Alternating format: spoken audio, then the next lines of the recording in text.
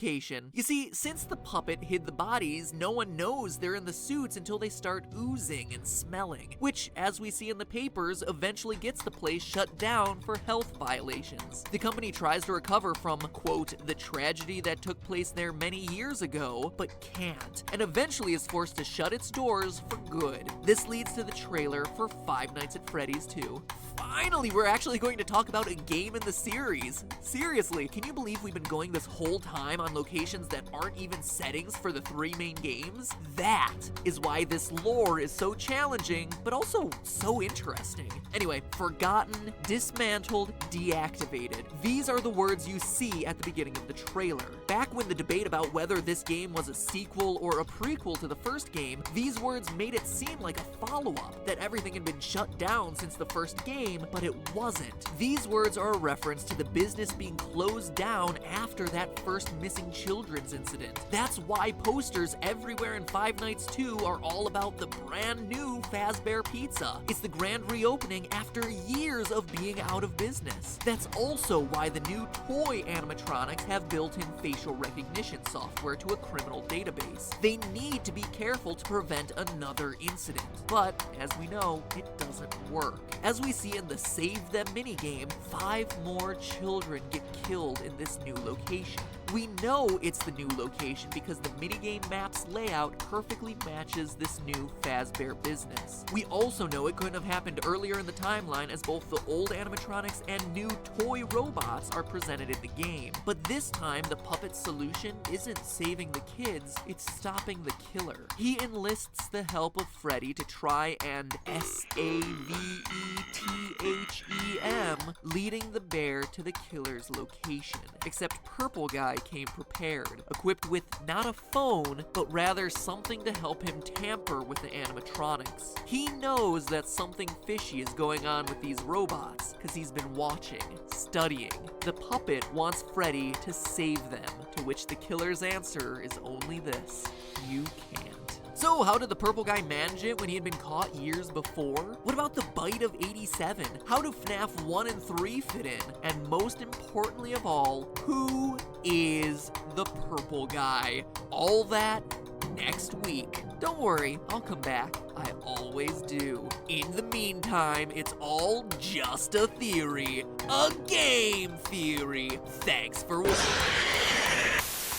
Make sure you don't miss part 2 by clicking subscribe. Well, honestly, you still might miss it. The subscribe button is really just a glorified bookmark button. But still, it's the best you're gonna get, so might as well do it. And while you're at it, you know what else you should click on? The link in the description for some free food delivered straight to your door, courtesy of NatureBox. Honestly, I love this service. NatureBox delivers boxes of snacks straight to your door. It's like having a year-long Santa Claus giving you tasty presents, or like those care packages your parents send you when you're away in school. It's awesome, and it's free if you go to naturebox.com/MattPat or click that link. They have over 100 snacks to choose from. Even as I write, I'm munching on some lemon tea biscuits and strawberry figgy bars. Seriously, look, here they are, so you know it's something I'm using myself. Anyway, it's free food that doesn't require you to leave your couch or break your game theory marathon. Sounds like a win-win to me, so check out naturebox.com/MattPat and start snacking.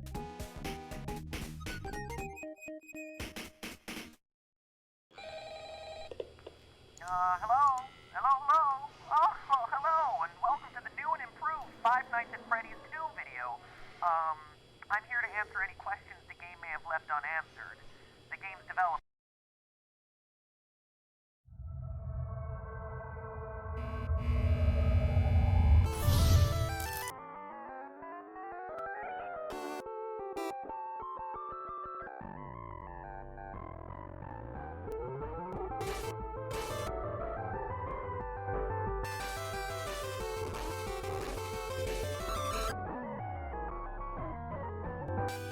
Hello, Internet! Welcome to Game Theory. We may not have made FNAF, but I like to think we've at least made it a bit more interesting. So in part 1 of this long-awaited all questions answered FNAF theory, we covered everything from the origins of the shadow animatronics, to the reason for Golden Freddy's ghostly behavior, to proof of what suit the killer uses. We clarified the timeline and even went so far as to dispel the myth that the killer is the one shoving the bodies into the suits. Click here if you missed it to get caught up. Don't worry, I'll wait. This is a pausable video after all. But today we're covering the major questions from the franchise, the final bits of the timeline, the ending of the game, and most importantly of all, the identity of the purple guy. So enough intro, let's cut to the chase. When we left things off, there had been another round of murder done in Fazbear Pizza. Purple guy had once again used a golden Bonnie suit to lure in another set of 5 kids and kill them, as depicted in the Save Them minigame from FNAF 2. The place gets closed for investigation a few days later, but the one thing that practically everyone overlooks in this location is that it gets reopened. In FNAF 2, the Night 1 phone call welcomes you to your new summer job at Freddy Fazbear's Pizza. Hello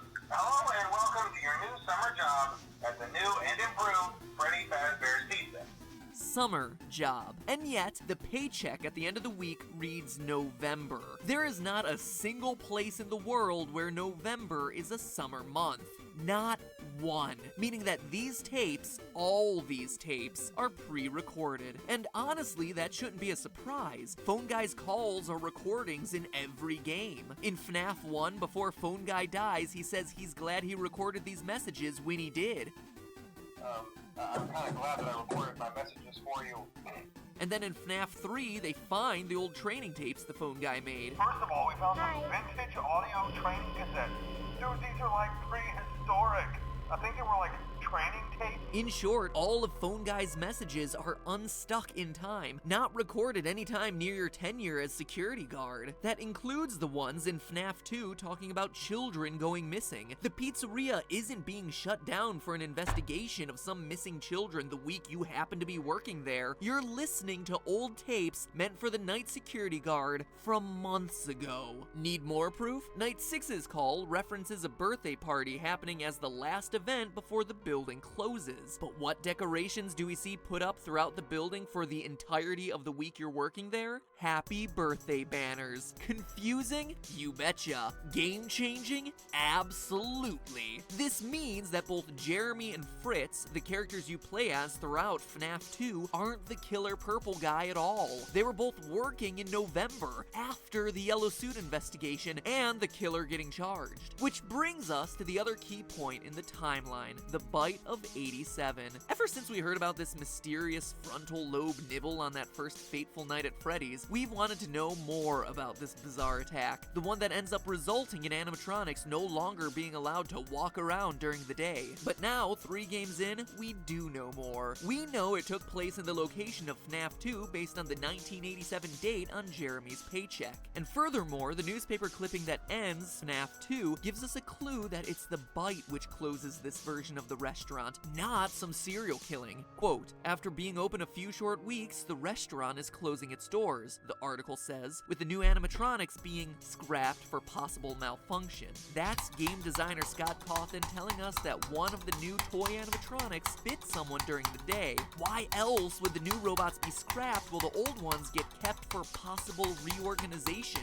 Well, outside of an obvious need to retcon why these new robots didn't appear in Five Nights 1. It's because the company considered them safer, relatively speaking. So, then who's the biter? Well, it's none other than the pile of scraps and parts, Mangle. The most obvious clue is the animatronic's unhinged jaw. The frontal lobe is the biggest part of the human brain, and the size and shape of the other toy robots' mouths just wouldn't be able to handle the size of the human head, especially when you compare it to the Mangle's narrow snout and wide open mouth. There's also Mangle's sharper teeth and potential angle of attack. As shown by its jump scare, Mangle goes for the top of the head. And who got bit?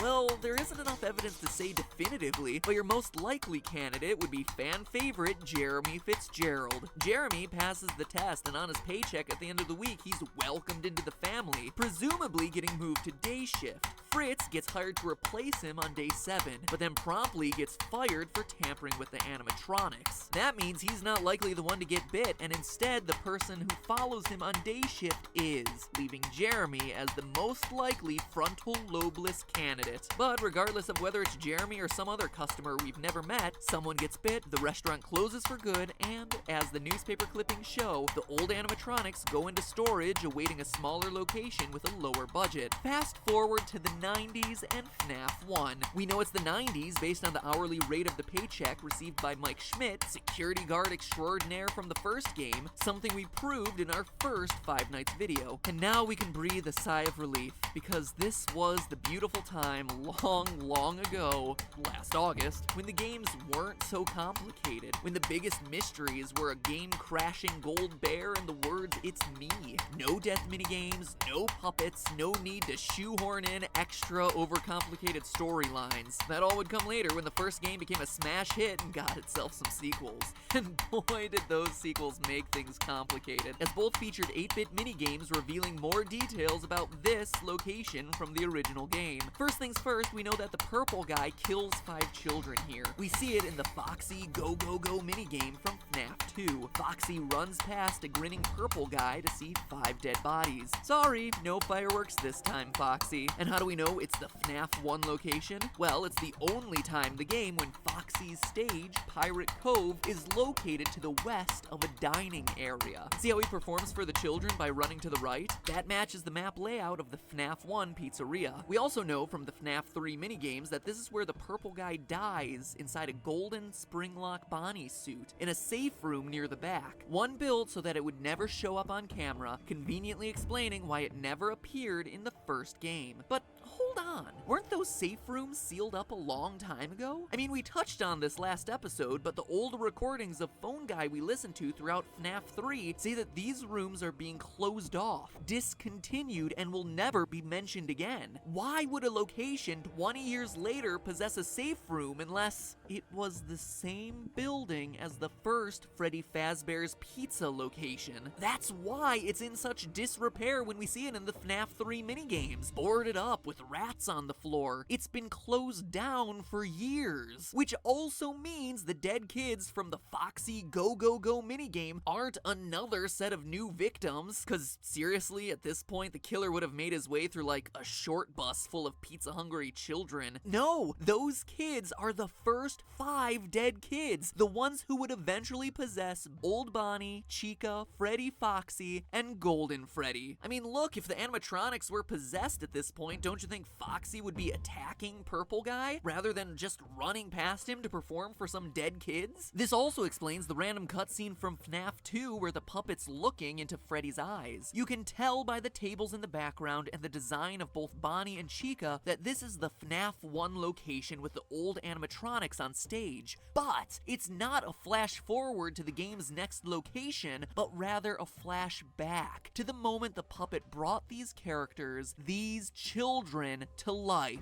Okay, but that's just tying together some loose ends in the story. We're interested in how this whole thing ends, and those FNAF 3 minigames give us the conclusion we're looking for. These flashback minigames show Purple Guy dismantling the animatronics from the security of the safe room one by one, but in doing so, he's unwittingly releasing the spirits of his former victims. Freddy, Bonnie, Chica, Foxy, Golden Freddy. When their powers combine, they are able to scare Purple Guy into the Golden Bonnie Springlock suit, which fails, crushes him pretty much to the point of death, though notice we never actually see him die, and the spirits fade away. Golden Bonnie, with Purple Guy inside, now known as Springtrap, rots away in the safe room for years until he's finally uncovered by the founders of Fazbear's Fright from the 3rd game. With the discovery of Springtrap, this haunted house attraction inspired by the years of mystery and murder of the pizzeria chain, finally has their first real animatronic, who then haunts the player for 5 nights and a nightmare night until the place burns down due to faulty wiring.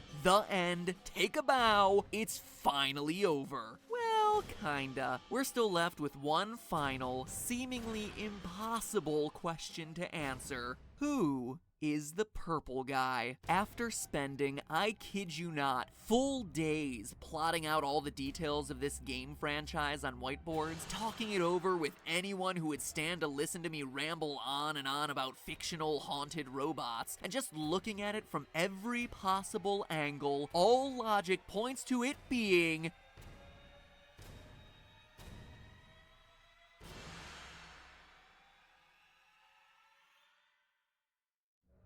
pizzeria chain finally has their first real animatronic, who then haunts the player for 5 nights and a nightmare night until the place burns down due to faulty wiring. The end. Take a bow. It's finally over. Well, kinda. We're still left with one final, seemingly impossible question to answer. Who is the purple guy? After spending, I kid you not, full days plotting out all the details of this game franchise on whiteboards, talking it over with anyone who would stand to listen to me ramble on and on about fictional haunted robots, and just looking at it from every possible angle, all logic points to it being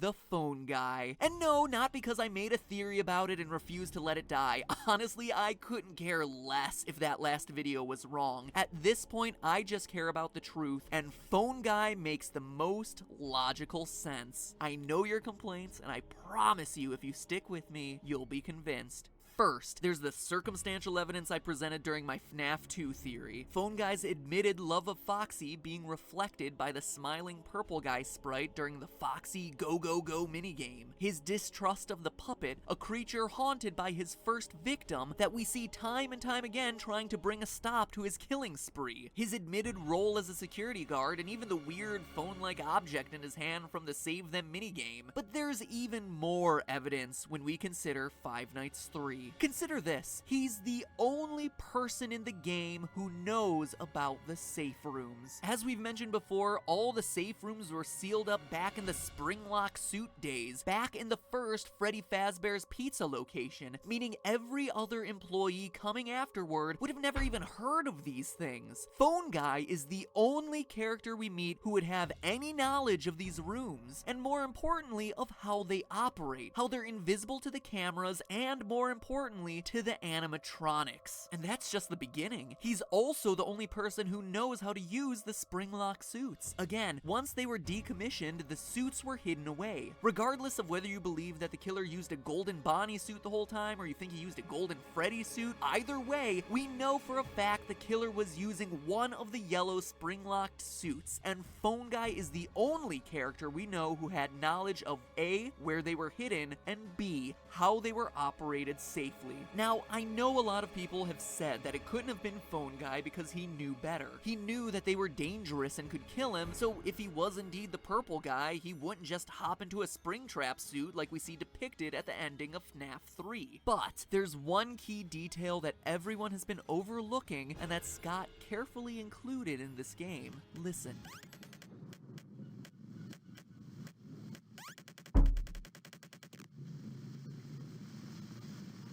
Hear it? There's rain. There are puddles on the ground. It's dripping from the ceiling. The killer had been using these Springlock suits safely for years, but in his panic to escape the ghosts, he failed to notice the wetness of the building around him. The killer had never encountered this problem before because the building had always been in a decent state of repair, but now it's a wreck, torn apart by age. Rain is able to seep in, something he didn't realize when he was in such a hurry to run away from the ghosts. And if moist breath can loosen the locks, you can bet some rain would make those suckers ready to snap shut. And they do, killing our killer. I mean, all of that makes a pretty compelling argument, almost an open and shut case, if there wasn't one final major criticism to the Phone Guy theory since the release of FNAF 3. And it's a good one. The fact that Phone Guy seems to die during his Night 4 phone call from the first game. Hey, listen, I may not be around to send you a message tomorrow.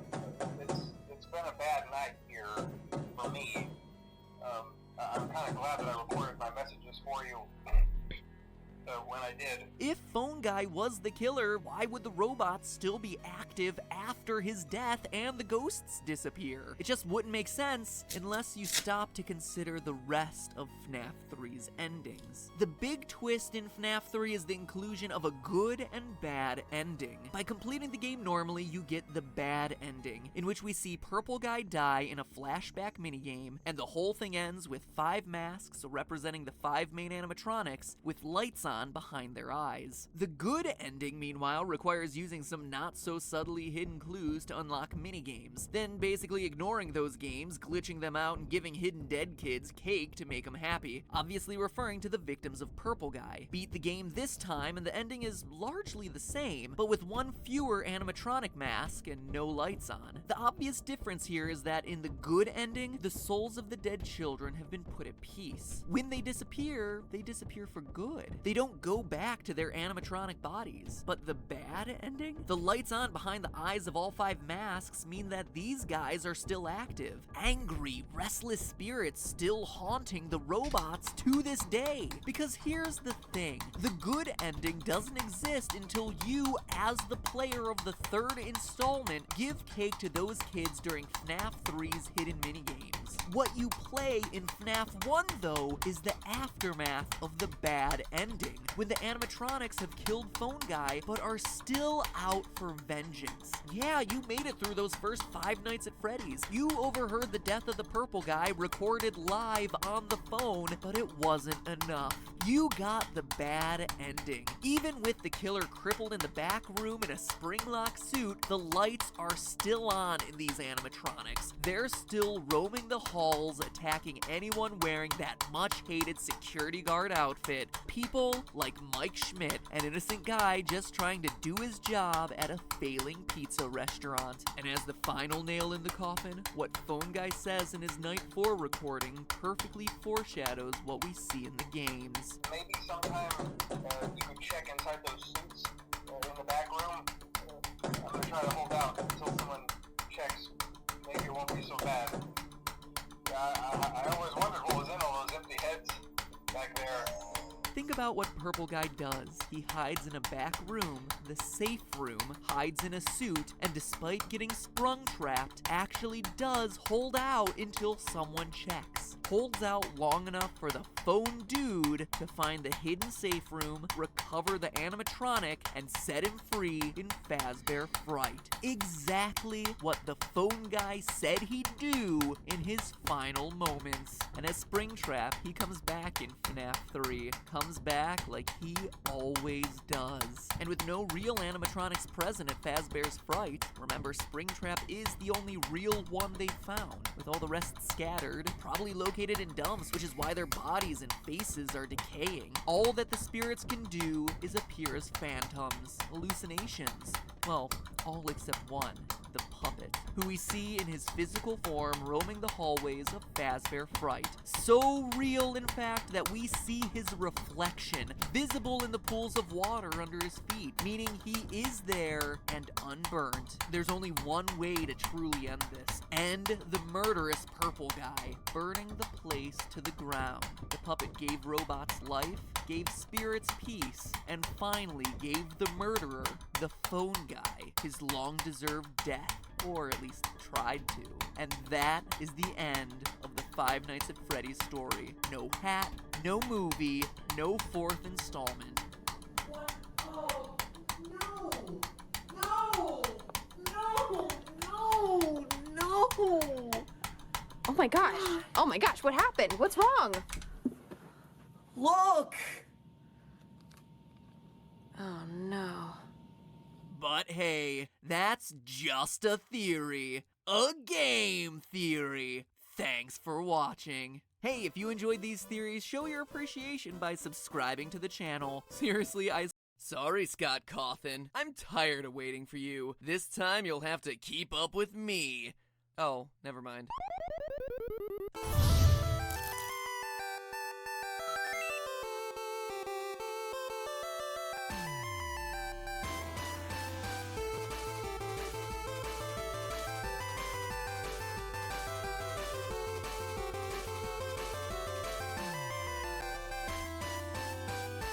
Hello, Internet! Welcome to Game Theory, where instead of waiting for FNAF 4 to be released, this time we're getting out ahead of the game. Or at least that was the plan. Scott, I swear you are the biggest internet troll out there. Oh, it's being released October 31st. Okay, let me plan my entire schedule around that. Never mind, it's now in August. Okay, fine, let me rework everything. Lols, here's the full version now. You, Scott Cawthon, are the reason I have an emotional dependence on Diet Coke. But today I'll be sipping that sweet, sweet Diet Coke in sweet, sweet victory. Because guess what? I win! Scott, in your rush to get the game out, to get out ahead of my theories and completely flim-flam the internet and shock everyone by releasing the game 3 months early, you missed a huge detail. Maybe before releasing the game, you should have spent a bit more time researching, because this game, as you've presented it, is impossible. Let me explain. Basically, it's all but confirmed at this point that in FNAF 4, you play as the victim of the bite of 87, and that this game is either his nightmare or what he's seeing in a coma as he recovers from his injuries. Let me run you through the evidence real quick so that we're all on the same page. First, in the months leading up to the release of the game, there were clues hidden in the source code for some of the teasers on Scott's website, with the numbers 8787 repeated over and over again. 2 numbers that anyone who hasn't been living under a rock will recognize as a key date in the franchise's lore, the bite of 87. This is further supported by the text on the teaser images. All of the pictures released on the site basically ask the same question: was it me? Which seems to refer to the actual attacker of the bite itself. But there was one more word we saw repeated throughout the teasers: nightmare. Hidden over top of multiple teaser images was that exact word. That, combined with the Freddy Krueger-ish design of the animatronics, with teeth and claws everywhere, something far different from how we've seen these things designed in the past, seemed to indicate that this would be the way a child would imagine these creatures if he had had a traumatic experience with them, making it seem like what we would be playing would be a dream. Couple that with some evidence from the trailer. The first words are, "What is it you think you see?" making us question the reality of the images in the game. But there was also something that everyone seemed to overlook about this trailer: the appearance of the number 4. Scott doesn't do things randomly, as I'm sure we're all aware by now. And notice the movement of the 4. It starts off in a horizontal plane, like it was laying down on something, say a bed, but then wakes up to stand vertically before the trailer ends. Even that remnant red rectangle is meant to symbolize the bed. Everything seems to be letting us know that what we're seeing isn't really real, it's a dream, or better yet, a nightmare. Now, fast forward to the game's release, or I suppose casually meander to the game's release since it wasn't too long afterwards, and we see that this theory still holds. Flowers, an IV, and pills will occasionally show up next to your bed. Classical medical supplies that show us that this is a child in recovery. Foxy, who's hiding in a closet, will transform back to a plush toy if you hold the door closed on him long enough, making it seem like this was all a dream or hallucination. And of course, the biggest piece of evidence of all, the cutscene that ends night 5, which, if you don't want a spoiler, click here to skip. All of you skipped now? Good. Actually shows the bite of 87 take place in the mouth of the golden Fredbear. This is further supported by the quote-unquote boss of the game being that same golden Fredbear, where in the final nights, he's the one who ends up stalking you. All the other animatronics disappear. You're being haunted by the suit that bit you. So yeah, that's it. All the evidence points to the victim of 87 being our protagonist, the character we're playing as in FNAF 4. Good job, Scott. You finally put together a game with a coherent plotline. Except you didn't. Scott Cawthon, if all of us are right in our theory, then you, sir, are wrong. Just when it looked like you were making a game that actually adhered to its own lore, you also made a game that is completely impossible from a scientific perspective. Loyal theorists, it's time we give Scott's latest bag of tricks a little lesson in real-life science. While frontal lobe injuries aren't as uncommon as people think, actually they happen all the time in car accidents, playing football, falling down, etc., having your whole frontal lobe bitten off has a much more profound impact on mental and physical functions. It would come with a whole slew of symptoms from motor skill impairment to nervous system issues, but the side effects we're most concerned with today would all be psychological. Removal of the frontal lobe significantly impacts the victim's ability to process certain types of stimuli, specifically fear stimuli. Let me give you some backstory. In the good old 1940s and 50s, psychiatrists often thought the best way to cure problems with the brain were to cut pieces out. Feeling depressed? Well, let's slice that out. Overly aggressive? That chunk probably wasn't important. As such, there are extremely well-documented studies of patients without frontal lobes, and what's fascinating about them was what happened to their fear response. Patients without a frontal lobe become uninhibited because they no longer have a fear response. Way back in my Fallout episode, we looked in depth at the most famous accidental lobotomy in history, Phineas Gage, who literally had an iron rod shot straight through his head, completely destroying his left frontal lobe. One of the most striking differences between pre-pole Phineas and post-pole Phineas was his sense of inhibition. And by that I mean post-pole Phineas had none. He had no sense of caution, no sense of fear or self-consciousness. He was described to be impulsive to the point of being rude and vulgar in public. No fear, no anxiety, no social pressure anywhere. Going back to the game, one of the things Scott does a great job of throughout the FNAF franchise is putting you in the eyes of Mike or Jeremy or whoever. We feel invested in our protagonist because we are that character. But in this case, that's scientifically impossible, specifically because of the bite of 87. If the main character of this game truly is Little Timmy Lost a Lobe, he wouldn't wander around a house clicking a flashlight on and off. Why would he? He doesn't care, because tragically, he no longer has the capacity to care. His brain structure no longer allows it. As if this weren't enough, a frontal lobe injury also tampers with concentration and attention span. The main character in the game is still supposed to be concentrated over a long period of multiple hours. But the thing is, patients without frontal lobes don't have this ability. In fact, they can only stay focused on what they see immediately happening in front of them. A child missing a frontal lobe who repeatedly turned a flashlight on and off in a hallway without seeing anything would lose interest. They wouldn't have the mental wiring necessary to concentrate on self-preservation.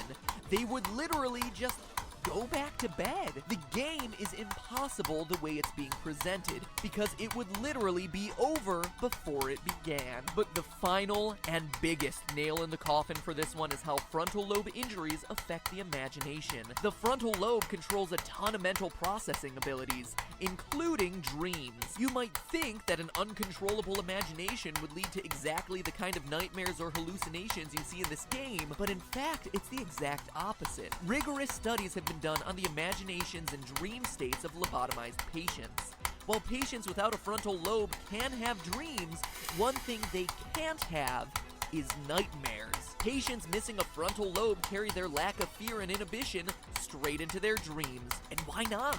It makes sense. If the mind isn't registering fear consciously, there's no reason to process it subconsciously in a dream. Studies show that lobotomized patients can dream about idyllic scenarios, money, fame, praise, but they can't dream about the monsters under the bed, or in this case, the Foxy in the closet, making the nightmare state of FNAF 4 impossible for the victim of the bite of 87. In fact, going back to the dark days of psychiatry, some patients who experience the kind of recurring nightmare we see in FNAF 4 actually had their frontal lobes intentionally removed to stop these dreams from happening. One famous case describes a patient who was experiencing a recurring dream of being chased by ferocious animals. After the patient received the lobotomy in 1953, yes, he still had the dream, but would instead describe it as being a nice dream with some nice animals. His visions in the dream were no longer threatening. The animals were happy, he was happy,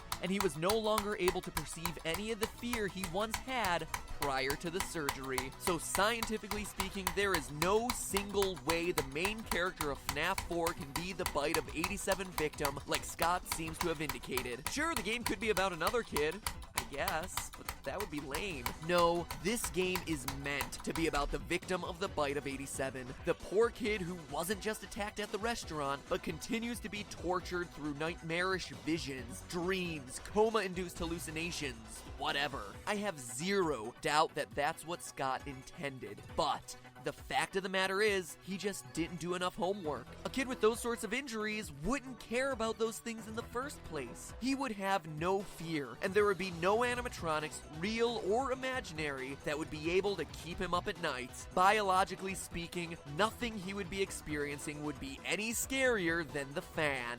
The fan. Sorry, Scott. Better luck in the movie. But hey, That's just a theory. A game theory. Thanks for watching. So that's the science of FNAF 4, but I'm working on picking apart the lore now. It'll take a There's gotta be a code to open this. Byte of 87.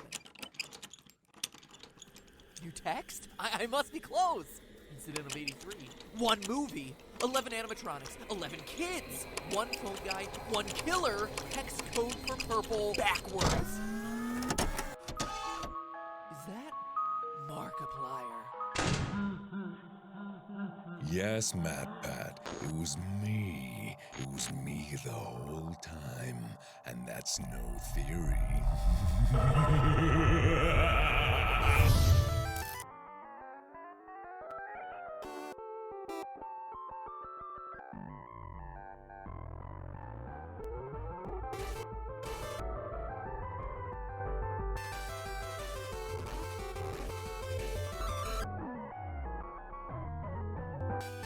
Hello, Internet! Welcome to the Five Nights at Freddy's podcast. Sorry, I mean Game Theory. Game Theory! The show that covers theories on other games in the 2-week intervals between new installments of FNAF. But if I'm ever gonna see requests for games other than FNAF 4 in my Twitter feed, this video needed to be made. Because, I have a confession, Internet, I made a mistake in my last FNAF video. Not in my research, mind you. My conclusion that this kid scientifically could not be the Byte of 87 victim was actually 100% right, both scientifically and, as you've been eager to point out, lore-wise. No, I was wrong in calling this the Byte of 87. I'm man enough to admit my mistakes. Hey, it's why they're called theories after all, right? Anyway, in this case, Scott was sure to let me know my error in his first comment on any of my videos on the franchise to my knowledge, which was really exciting, but it did leave me wondering, should I feel honored or trolled? And let me just say, because you were asking, I didn't delete that comment. I only delete comments from game theorist bots. No, I don't want your free PSN codes, okay? So I guess Scott must have deleted it himself. Maybe there was a typo. Or maybe a clue to FNAF 5. But before we get that far ahead, let's close the book on FNAF 4. First, let's set the record straight on where it takes place. It does not take place in Fredbear Family Diner, but rather the first location of Freddy Fazbear's Pizza, the one from the old Phone Guy tapes found in FNAF 3. But the Spring-Lock yellow suits are the only ones there, I hear you typing.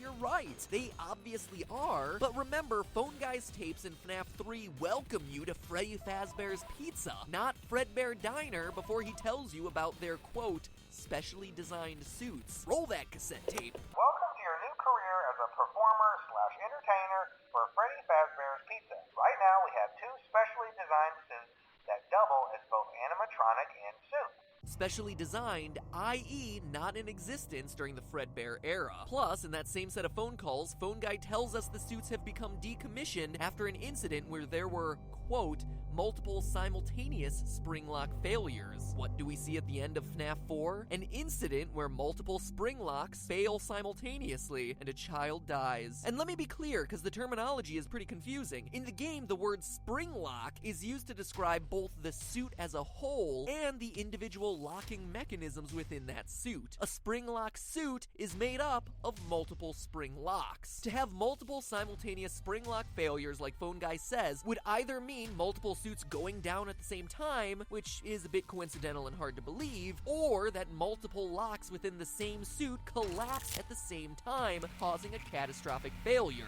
Say, for instance, because a child is squirming to escape and his tears are moistening the locks. Crunch. And besides, don't you think it'd be weird for Fredbear's Diner to use these suits, have them kill a child, sell the company, and then Freddy Fazbear's Pizza starts using them again? It just wouldn't make a lot of sense. Long story long, although Fredbear and Springtrap are the featured attractions at this restaurant, this is a Freddy Fazbear branded joint, one dating back to, as we see on the TV set, 1983. But enough about the timeline. I don't want to dwell on it in this episode. To me, having a general placement of the timeline is enough because the most interesting part of this game is the ending and its overall meaning. Like I said in the other FNAF 4 video, if this was just a random kid who got bit, that would be really lame. So how does this particular kid fit into the overall lore? Why is this incident of 1983 so important to show? Who is the FNAF 4 kid, and what does the ending line of "I will put you back together"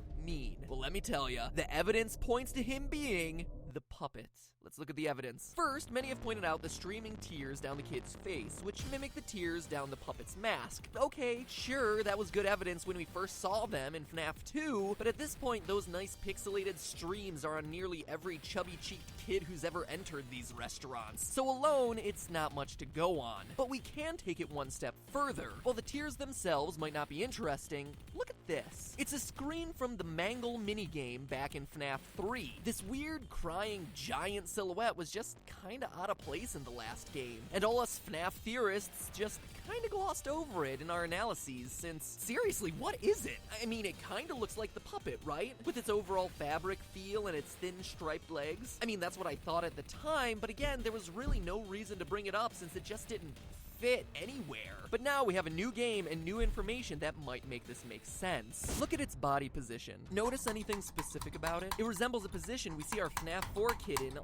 lot throughout the game, including his final scene, kneeling down, 2 streaming tear tracks, and his face turned 2/3 toward the camera. Do you see the connection here? But not only that, look at what our kid wears, a black and gray striped shirt. And remember, this is in a world where all the other kids are generally wearing single color outfits. It's an oddly specific detail. Now I ask you, what's the signature look for the puppet? None other than black and white stripes. But besides those design details, consider that there's no sign of the puppet anywhere in this game, and yet practically every other animatronic is present in some form, meaning that this game likely exists at a time when the puppet has yet to be created. Remember when he just kinda showed up in FNAF 2, which I should remind you takes place 4 years later than this game? He just kinda came out of nowhere. Well, this could be the puppet's origin story. This idea of kid as puppet also works really well with the locked box at the end. What's in there besides Markiplier's stunning face and buttery voice?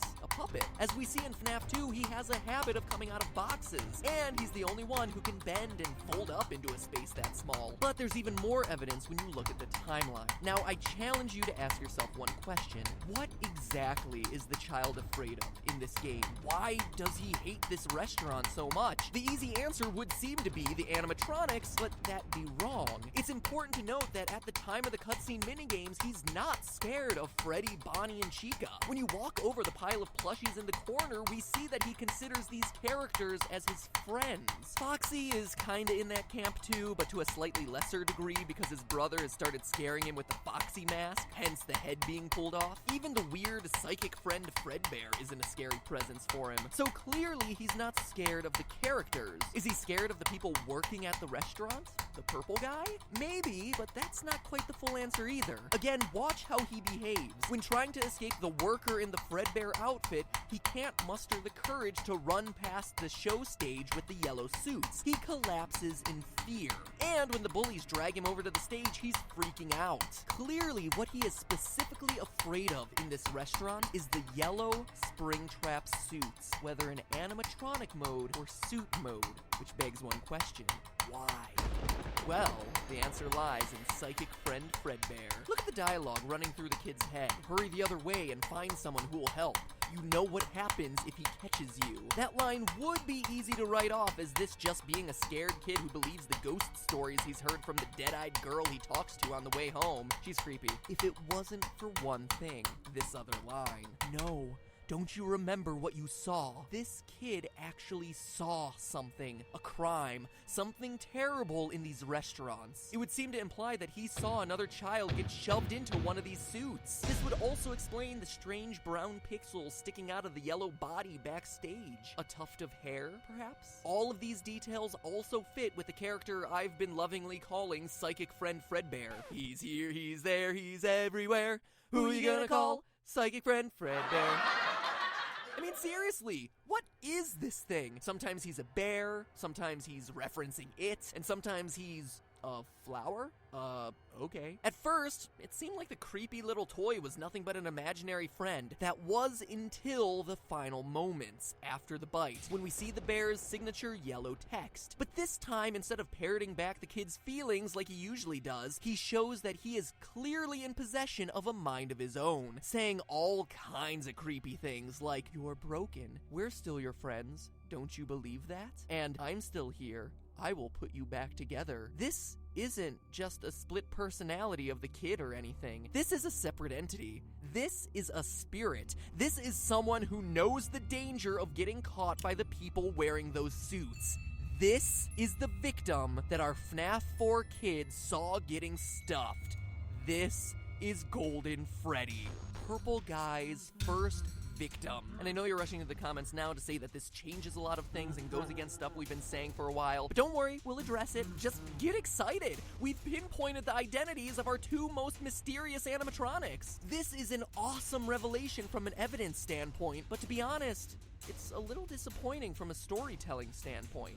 Here's why. We humans all have a proven psychological need to complete things. This need is called, unimaginatively, the completion principle. We want to fill in the blanks in the stuff around us so that the world makes sense and we feel in control. It's the biggest psychological reason why you want to beat a game, or even just an individual level. You know how you just can't stop and save in the middle of a level? You have to play until it's done. This is the reason why. Weirdly enough, it's even the reason why it's so hard to leave just one slice of cake, outside of sheer deliciousness, or leave out the last two pieces of a puzzle. I mean, even just looking at it on the screen, Earl, just put the piece in. Just finish the last two just animate the pieces to move over into the open slots, and I beg you, just finish the last...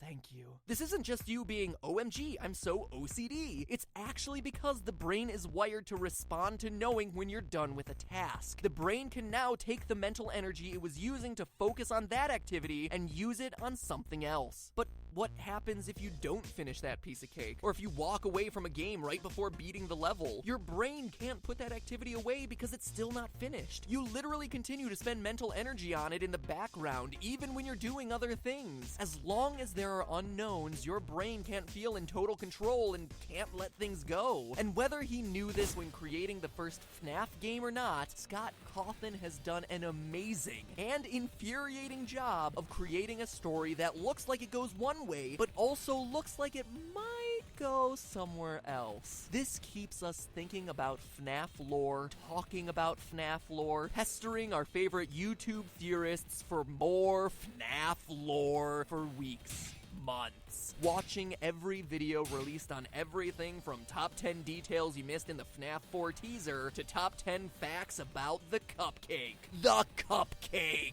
10 facts about the cupcake. Seriously. Once we're into the lore, our brains literally cannot let the pieces go until there's some kind of resolution, a completed story. But Scott has done such a good job of keeping the game in flux that the pieces never quite feel like they fit in a way that feels satisfying. We never get that moment of ROLAIDS.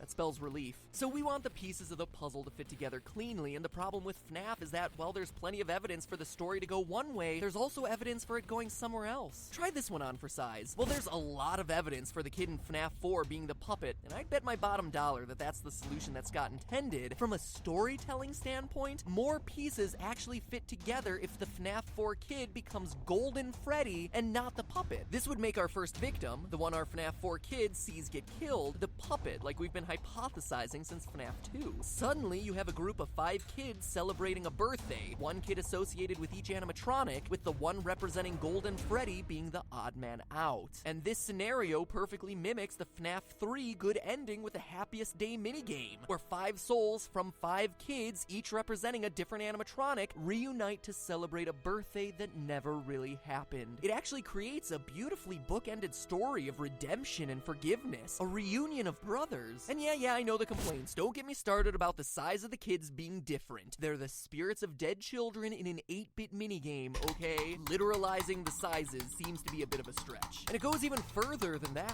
In the FNAF 2 Give Gifts minigame, the puppet gives life to the dead children, with Golden Freddy as the odd man out who doesn't get a mask and does a ghostly jump scare at the end. That would reflect the 4 bullies getting killed in the pizzeria by Purple Guy in response to this incident, while the one, Golden Freddy, dies somewhere else, like a hospital bed. I mean, we do see the IV and pills and flowers, and as a result, that's why the puppet, the first victim, is able to reach those 4 kids' souls and save them, while Golden Freddy has to behave like a ghost. It also gels with the idea that the Take Cake minigame represents the first victim at the first location, and why the puppet is always the jump scare, because he's the kid we've just watched get killed. So a lot of storytelling pieces fit together, but at the end of the day, that leaves us with too many questions about why Golden Freddy is talking to our FNAF 4 kid. A spirit needs to be inhabiting that bear for the story to make sense, and Scott certainly put in plenty of evidence that leads us to believe that the FNAF 4 kid is the puppet. The FNAF 4 kid needs to have seen a tragic, scary incident to make him fear the restaurant, which means he can't have been the first kid to have been killed. In short, the challenge here is that you have a choice. There's more evidence for our FNAF 4 kid becoming the puppet, but the resulting story is more satisfying for him to become Golden Freddy. And either side leaves you wanting more, because not all the evidence works in either scenario. And that is the true secret to FNAF. The completion principle demands that we get answers, that the scraps of evidence across the 4 games come together cleanly. But if and when they do, our brains will just be able to move on and forget about it, making it just another game that we played and is collecting dust on our shelf, or taking up memory space in our Steam account, I guess. In the meantime, good on Scott for making sure FNAF is always on our minds. He didn't do it by giving us endless levels or a whole bunch of stuff to complete. He did it just by making sure the pieces that are there are never quite enough. So GG, Scott. GG. And GG to all of you too, theorists. All of us. For trying to complete the story and solve the mysteries. I may complain about it, but honestly, I've been having a blast. It's like the Gravity Falls of video games. It's been my honor to work with all of you on this quest over the last year, and I look forward to trying to continue the quest in the year to come. In fact, since this has been a video many of you have been waiting for a long time, now that it's finally out, this Thursday at 4 o'clock p.m. Pacific time, I'll be live streaming right here on the Game Theorist channel, answering all the remaining questions you have about the FNAF franchise, touching on things I didn't get to cover in this episode, like the presence of Mangle in FNAF 4, while also looking at some of the theories that you've been submitting to me over the last year. So if you have a question you want answered or a theory you want addressed, between now and Thursday at 4 o'clock p.m. PST, tweet me at MattPatGT with the hashtag GTLive. It just helps me sort things. I'll be reading your burning questions and answering them to the best of my ability, and who knows, we may even be able to get a special guest or two in here. So remember, that's right here on the Game Theorist channel, Thursday at 4 o'clock p.m. Pacific time. And to get you ready, welcome back to the Super Amazing End Card Tournament, where I want to know, do you think the FNAF 4 kid is the puppet or Golden Freddy? Simple as that. You've heard the arguments for both sides. Click on one to choose. I'll let you know which side won on Thursday's live stream, and it'll all be our way of letting Scott know how we want this story to take shape. But remember, that's just a theory. A game theory. Thanks for watching. He's here, he's there, he's everywhere. Who you gonna call? Psychic friend Fred Bear. I like switch keys at the end. It's weird. Psychic friend Fred Bear. That's it. He's here, he's here, he's there.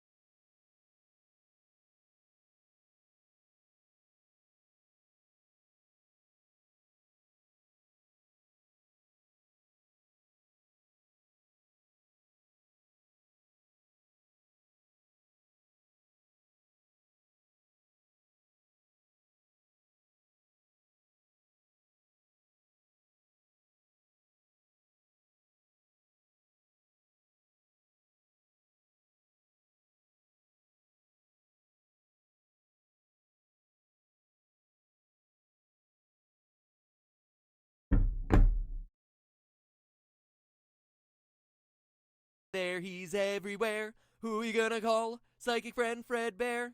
That wasn't it either. Today, we end the horror. Today, we solve FNAF.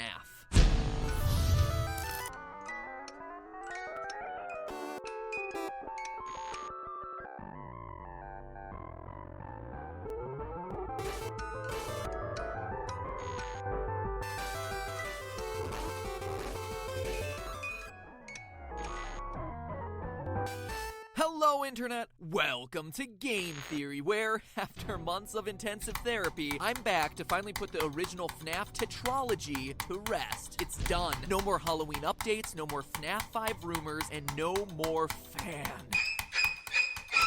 Suck on that, you multi-bladed propeller of air. So shortly after my last Freddy theory, I arranged a live stream with some fellow FNAFers to close the book on the series. And what happened was something that none of us expected. We have it, we're back. No, not the stream issues. Scott started talking to us. Well, kinda. He kept updating his site, scottgames.com, with cryptic messages as to the true meaning of the game. What is seen in shadows is easily misunderstood in the mind of a child. In the FNAF 4 minigame, why would the tiny toy Chica be missing her beak? And finally, 4 games, 1 story. It was incredible! After a year of taking shots in the dark, finally we were, in a way, hearing back from the man who knew all the answers. Scott Cawthon, the creator, was reaching out from the shadows to give us, for pretty much the first time ever, concrete leads as to where to look. But what did these cryptic clues mean? In the moment, the best I could do was this. Is it possible that FNAF 2 didn't actually happen?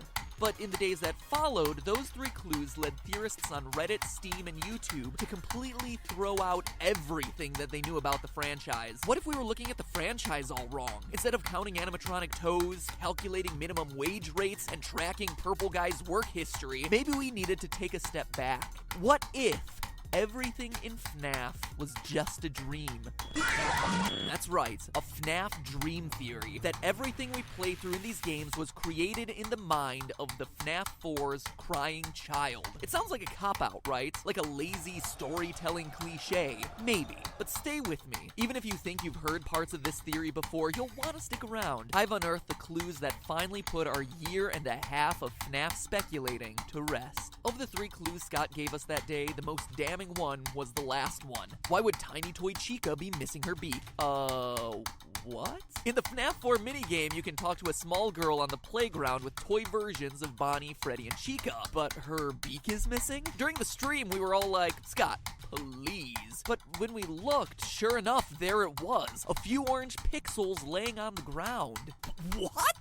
Seriously? This was the crucial detail all of us had missed. And yet, for as absurd as it may sound, those 5 pixels changed everything, upending a year worth of theorizing. Because that missing beak directly parallels FNAF 2's new version of Chica, who loses her beak when she goes on the attack. It was something we all had written off as a graphical glitch or a design choice, not as a clue to the meaning of the entire series. And yet, here it was from the creator's mouth. And that is when it started to click. FNAF 2's shiny new animatronics. What are they called? Toy animatronics. And that's not just a cute name the community came up with, like Freddles. It's right there in the custom night menu. It's canon. That's a strange name for a bunch of robots, right?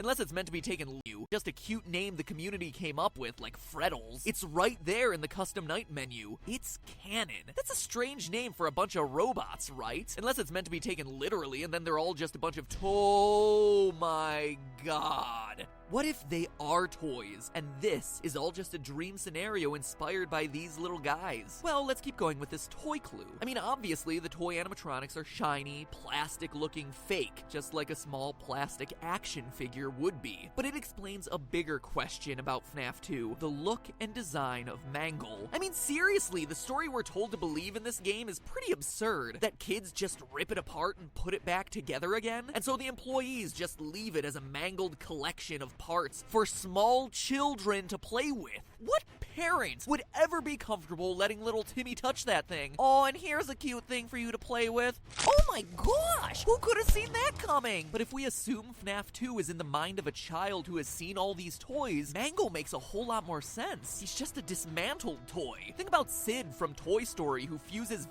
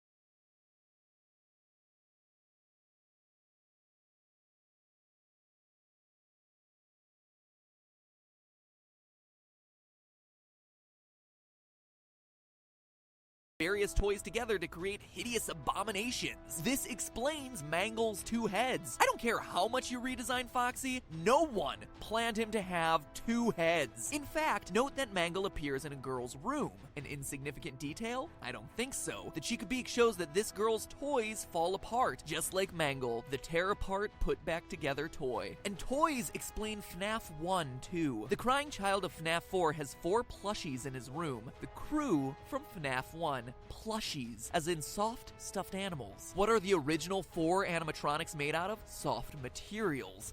Fur and fabric, not plastic like the toys. So much so that the one thing that we hear about them throughout the series is that these old animatronics collect odors and never get washed, just like an overused and overloved stuffed animal. But the parallels don't stop there. Why is Foxy out of order in FNAF 1? Well, the plushie he's based on is missing its head. How about Foxy's jump scare popping in abruptly from behind a wall? It's awfully similar to the way the brother scares the crying child throughout FNAF 4, in his foxy mask, no less. And how does Golden Freddy fit into this? Well, in the hidden FNAF 4 Easter egg, we see on the TV that the show Fredbear and Friends features the Golden Fredbear alongside the core four of Foxy, Freddy, Bonnie, and Chica. That's your cast from the first game. The dream of FNAF 1 was inspired by this show and the plushies, hence it not containing any of the other animatronics. Even the fact that the child doesn't have a Golden Freddy plush, and that instead he has his imaginary friend, psychic friend Fredbear, who appears and disappears at will, directly references Golden Freddy's ghostly behavior in FNAF 1 and 2. In fact, every game, design detail, and animatronic can be explained under this theory. The recurring elements of the phone and the fan, right there from some of his favorite toys. The fact that no one in their right mind would work in a place like this? Dream. Firing an employee for something like odor? It's a child's imagination of what employment is like. How about the weird metaphysical hoops that you have to jump through to access FNAF 3's minigames? Well, dreams have weird rules where dialing codes into cinder blocks makes perfect sense. FNAF 3's Springtrap is directly inspired by the girl in her golden body finger puppet that pinches and traps her finger. The idea that the animatronics stuff you into suits comes from this girl spreading the urban legend that if you die, they hide your body and never tell. The naked endoskeletons come from his time trapped in the supply room. Balloon Boy is the dream version of this kid, excited to go to the birthday party. They even have a single balloon each. Even the oddballs of Shadow Freddy and Shadow Bonnie fit under this theory. They're the product of the crying child being freaked out by the shadows that Golden Freddy and Bonnie cast onto the wall. And while we're on the subject of shadows, Dream Theory even rolls up the purple guy. Let's pull in Scott's second clue. What is seen in shadows is easily misunderstood in the mind of a child. Yes, he could be referencing the shadow animatronics, which are literal shadows, but what he's more likely referencing is Purple Guy helping a fellow employee put on the yellow suit. They're in a dark, shadowy room, and what the kid sees, or what he thinks he sees, is someone getting violently stuffed into a suit when it's just a mascot putting on its head. Think about how traumatic it'd be if you were a kid and you were at Disneyland and then saw Mickey Mouse suddenly take off its head. It would blow your mind. But we all know that there's no murder happening. It's just employees going about the daily grind. In fact, that's why Purple Guy is purple. In the Atari-style games, shadows are represented not with black, but with purple, as indicated by the shadows cast by the animatronics on stage. That's why Shadow Freddy, Shadow Bonnie, and even the innocent employee in the dark back room, the shadowy purple guy, are such an unusual color. Still skeptical? So was I. Sure, it answers a lot and smooths out the timeline, but there was still one piece of the puzzle that was missing. One thing that was nagging me. It still felt like a convenient explanation, but not an intentional one. Not something that Scott had planned for the series. All I needed was just that one detail that made everything fit together. But then, while writing this script, it finally dawned on me. The nail in the coffin. The one piece of evidence that no one can deny and that, to my knowledge, no one has talked about in the months of theorizing. The detail that convinced me this theory has to be true. Are you ready to have your mind blown? Listen to the sound that you hear at the end of every night of the first 3 games.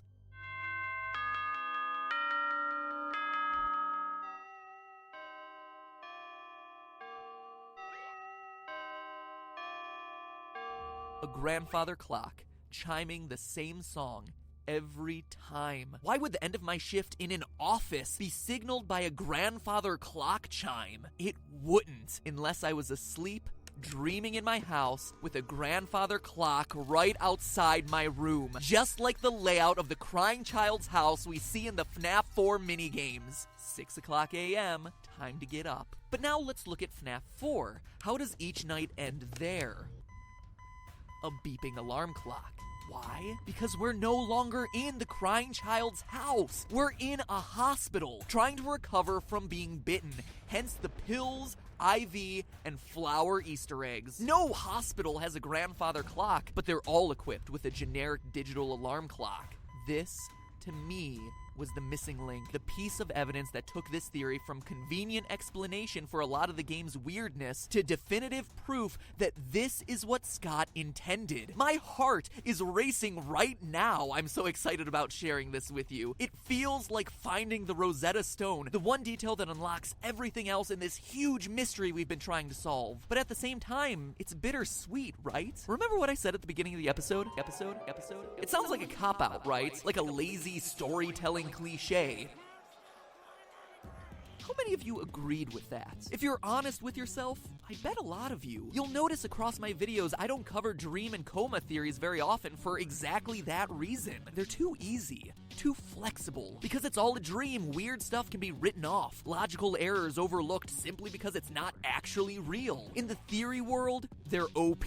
They're hard to argue against and can be molded to fit any random collection of details. And for a game like FNAF, where us theorists have spent thousands of hours combing through all the details, making and remaking timelines, bending over backwards to make every last piece of information fit together across the 4 games, it was just a dream reveal invalidates all of that work. It says that none of it really mattered since none of it really happened, and Scott knows this. Let's look at a quote from Scott in his update on Steam regarding the Halloween DLC for FNAF 4. Quote, "The story remains completely hidden. I guess most people assume that I filled the game with random Easter eggs this time. I didn't. What's in the box? It's the pieces put together. But the bigger question is, would the community accept it that way? The fact that the pieces have remained elusive this time strikes me as incredible and special. A fitting conclusion in some ways, and because of that, I've decided that maybe some things are best left forgotten forever." End quote. To me, the key phrase here is, would the community accept it that way? He knows that it's all a dream explanation would fail to live up to our astronomical expectations. It's underwhelming. What about the puppet? What about the oddly specific detail of the paychecks? How about Scott confirming on Steam that my FNAF 2 theory was almost 100% correct? It's this "will the community accept it" quote that makes me think Scott intended the dream theory to be official, but also understands that ever revealing it would be a huge mistake. Hence him keeping it locked in the box. I mean, you can already see it in the comment threads discussing earlier versions of the dream theory. People enraged by the sheer mention of this thing. Heck, you'll probably see it in this comment section. But it doesn't have to be that way. Sure, the nights themselves may be a series of dreams, but the lore contained within those dreams doesn't have to be meaningless. In fact, it's not. Think about it. The urban legends the kids are sharing had to start somewhere. That crying child clearly saw something that made him scared of these restaurants. And then how do the Atari games fit in? Are they just dreams within dreams? They're not. In researching this episode, I not only found the clues that solidify the dream theory, but also the missing links that we've all been overlooking in putting the FNAF timeline together. Scott's final clue about 4 games, 1 story may be a reference to a crying child's nightmares and eventual death in the hospital, but it can also be referencing the story of the game's primary struggle, the puppet and the purple guy. And next week, we're covering that on an all-new Game Theory Saturday the 19th at 3 o'clock p.m. Eastern Time, 12 o'clock p.m. Pacific Time. That's noon for all of you currently trying to figure out whether that's midnight or noon. I know, I get it confused all the time too. Why am I telling you the time it'll be published and uploaded? Well, we're covering that story, followed up immediately by a live stream discussion where I, and hopefully a few other theorists, will be able to answer your questions as we close out the year with the definitive answers to this incredibly mysterious series. And I want you guys to be there so you can ask your questions.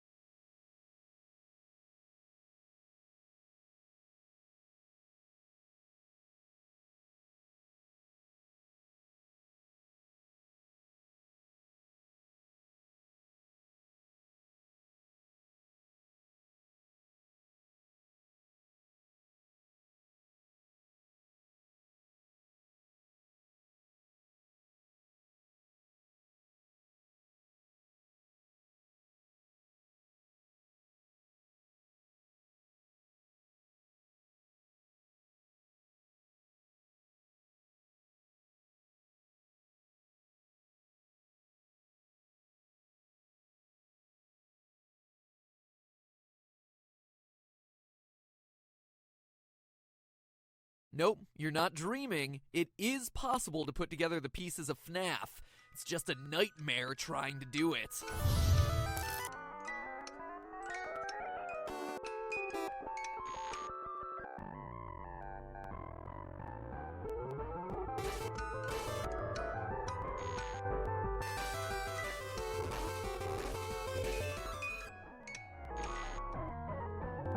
Hello, Internet!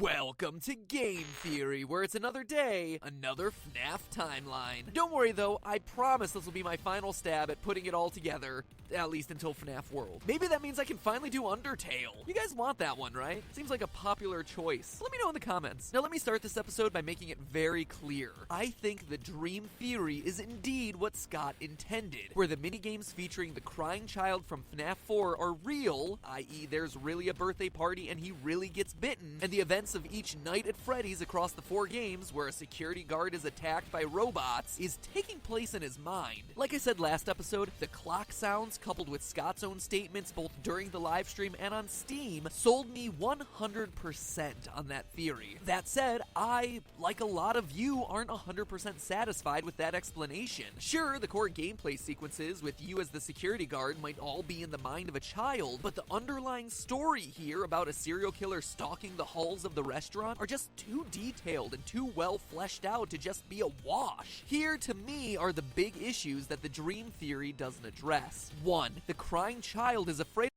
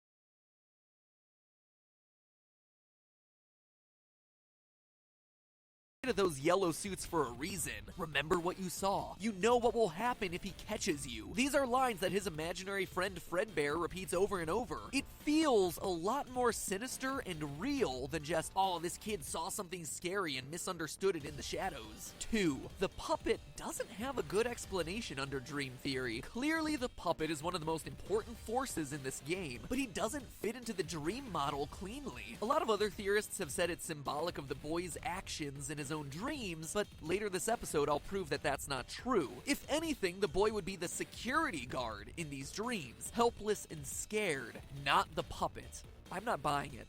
3. Scott confirmed the bulk of my FNAF 2 theory. This would be a strange move for him to go out of his way to say that a chain of events was correct if it was truly meaningless. And finally, number 4, the Atari minigames. Under Dream Theory, what? They're just dreams within dreams? What is this, Five Nights at Inception? And then there are plenty of little issues too, like a young child's dreams being so detailed as to include concepts that even most adults don't know, like sister locations and accurate minimum wage rates. So I combed over everything from the past year of theorizing to come up with the most well-supported, interesting, but also logical timeline of events telling the story of the rise and fall of Freddy Fazbear's. Admittedly, there are still gaps and logical leaps, which I'll be sure to call out, but right or wrong, this is the flow of events I believe creates the most satisfying narrative to the series. So this one is dedicated to all you guys on Reddit, YouTube, Twitter, and in the comments who have been sending me theories for months. Think of this as my end of the year present for you. Right or wrong, this box is getting opened. The story begins at Fredbear Family Diner, the first location as revealed to us by Phone Guy in FNAF 2, and confirmed indirectly by Scott when he approved my FNAF 2 theory. I don't honestly think that there's much to debate here anymore. A child is murdered outside the establishment by a mysterious figure, the Purple Guy, who escapes unnoticed. The victim's restless soul goes on to inhabit a puppet, which would then haunt the halls of the pizzeria. Boom! Done. No need to dwell on that. In the wake of the tragedy, the owners sell the name of Fredbear and the character's likeness to a larger company that will soon be known as Fazbear Entertainment. From there, the timeline picks up in 1983, as seen on the Crying Child's television set. Since buying the franchise, Fazbear Entertainment has distanced themselves from the last restaurant by redesigning Fredbear into a golden singer with a yellow rabbit partner. They've also rolled out a popular TV series, Fredbear and Friends, as well as a line of merchandise that includes both plastic toys and plushies of all the characters. But perhaps the biggest addition has been a sister location of restaurants where Fredbear's friends are headlining. Freddy, Foxy, Chica, and Bonnie, known as Freddy Fazbear's Pizza. And that is our first major revelation, that FNAF 4's Fredbear-themed restaurant and FNAF 1's Freddy Fazbear's Pizza location are open at the same time. We know this thanks to the Phone Guy tapes uncovered in FNAF 3. For those of you who haven't listened to those enough times to have them memorized, I am so jealous of your life. But secondly, let me refresh your memories. The tapes welcome you to Freddy Fazbear's Pizza, and then mention a tragic incident at a sister location which results in the yellow Springlock suits being decommissioned. So let me translate that for you. For all of us unfamiliar with corporate buzzwords, a sister location is defined as another company owned by the same parent company. For example, KFC, Pizza Hut, and Taco Bell are all sister companies, with the parent company that holds them all together being Yum Brands. Yum is right. Ugh, I could totally go for some Pizza Hut right now.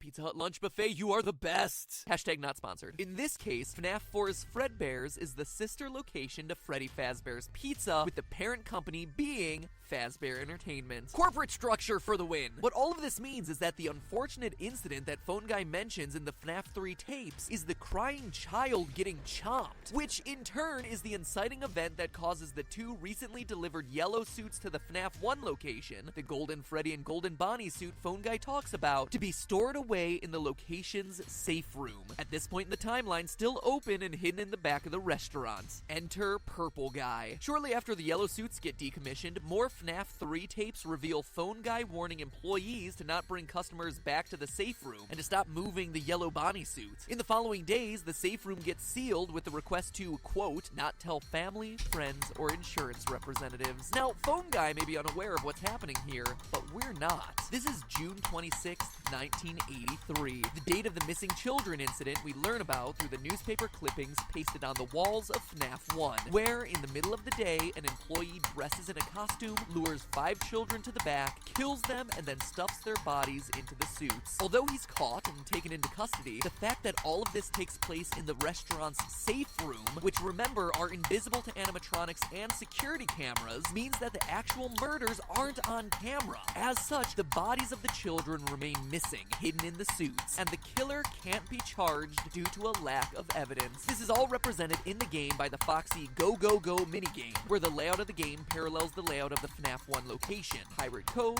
to the right, a dining area. And as we see in the Give Gifts, Give Life minigame from FNAF 2, the puppet saves the kids by giving them life inside the animatronic suits. So now at this point in the timeline, we have Freddy, Foxy, Chica, Bonnie, Golden Freddy, and the puppet alive and well. Well, not alive, dead, and then reborn. You get the idea. Also, the company closes up the safe rooms to avoid all liability for the murders, and eventually the pizzeria is closed and the old animatronics retired due to the health conditions of the restaurant. As we see once again in the newspaper clippings from FNAF 1, the smell of rotting bodies inside the machines starts stinking up the place. So now let's pause there for a second. Up to now, everything has been pretty well substantiated with evidence, but before we get too much further, let's take a minute back with the crying child. Remember, one of my biggest concerns about Dream Theory is that the crying child is scared of the yellow suits, but there's no real good explanation as to why. So what if the reason the crying child is scared of the yellow suits is because he saw the missing children's incident? What if he saw the employee dressed up as a yellow animatronic luring the children away? Yes, this would mean that the missing children's incident would happen before the yellow suits are retired and before the kid gets bitten, but it's a theory that works for a lot of different reasons. First, he's always at the pizzerias, especially towards the end of the day, so he'd definitely be in a position to see something like this. Second, it explains his irrational fear of the yellow suits because he saw people get taken to the back and never return. Third, the lines of "remember what you saw" and "you know what will happen if he catches you" that psychic friend Fredbear keeps repeating makes a whole lot more sense now. And finally, and perhaps most importantly, look at this line. "These are my friends." If this were indeed true, this line takes on a whole new meaning. I always thought that line was weird. Like, what, they're your imaginary friends? I suppose, but then why would his collection of plushies just be with him when he dies? Why is that such an important detail that Scott chose to include? It wouldn't be, really, but what if they were literally his friends? That he knew the kids who went missing and got stuffed, and the plushies being there in the final scene represented not his plushies, but the spirit of his friends, the ones possessing the suits, being there with him as he dies. Now that gives you a reason to be scared of this restaurant. But we can take it one step further. There's one more issue with the crying child we've yet to cover. What happens to him when he dies at the end of FNAF 4? My original theory put him in the puppet because of design details, but in retrospect, that was wrong. Reddit user 3IEYIJ,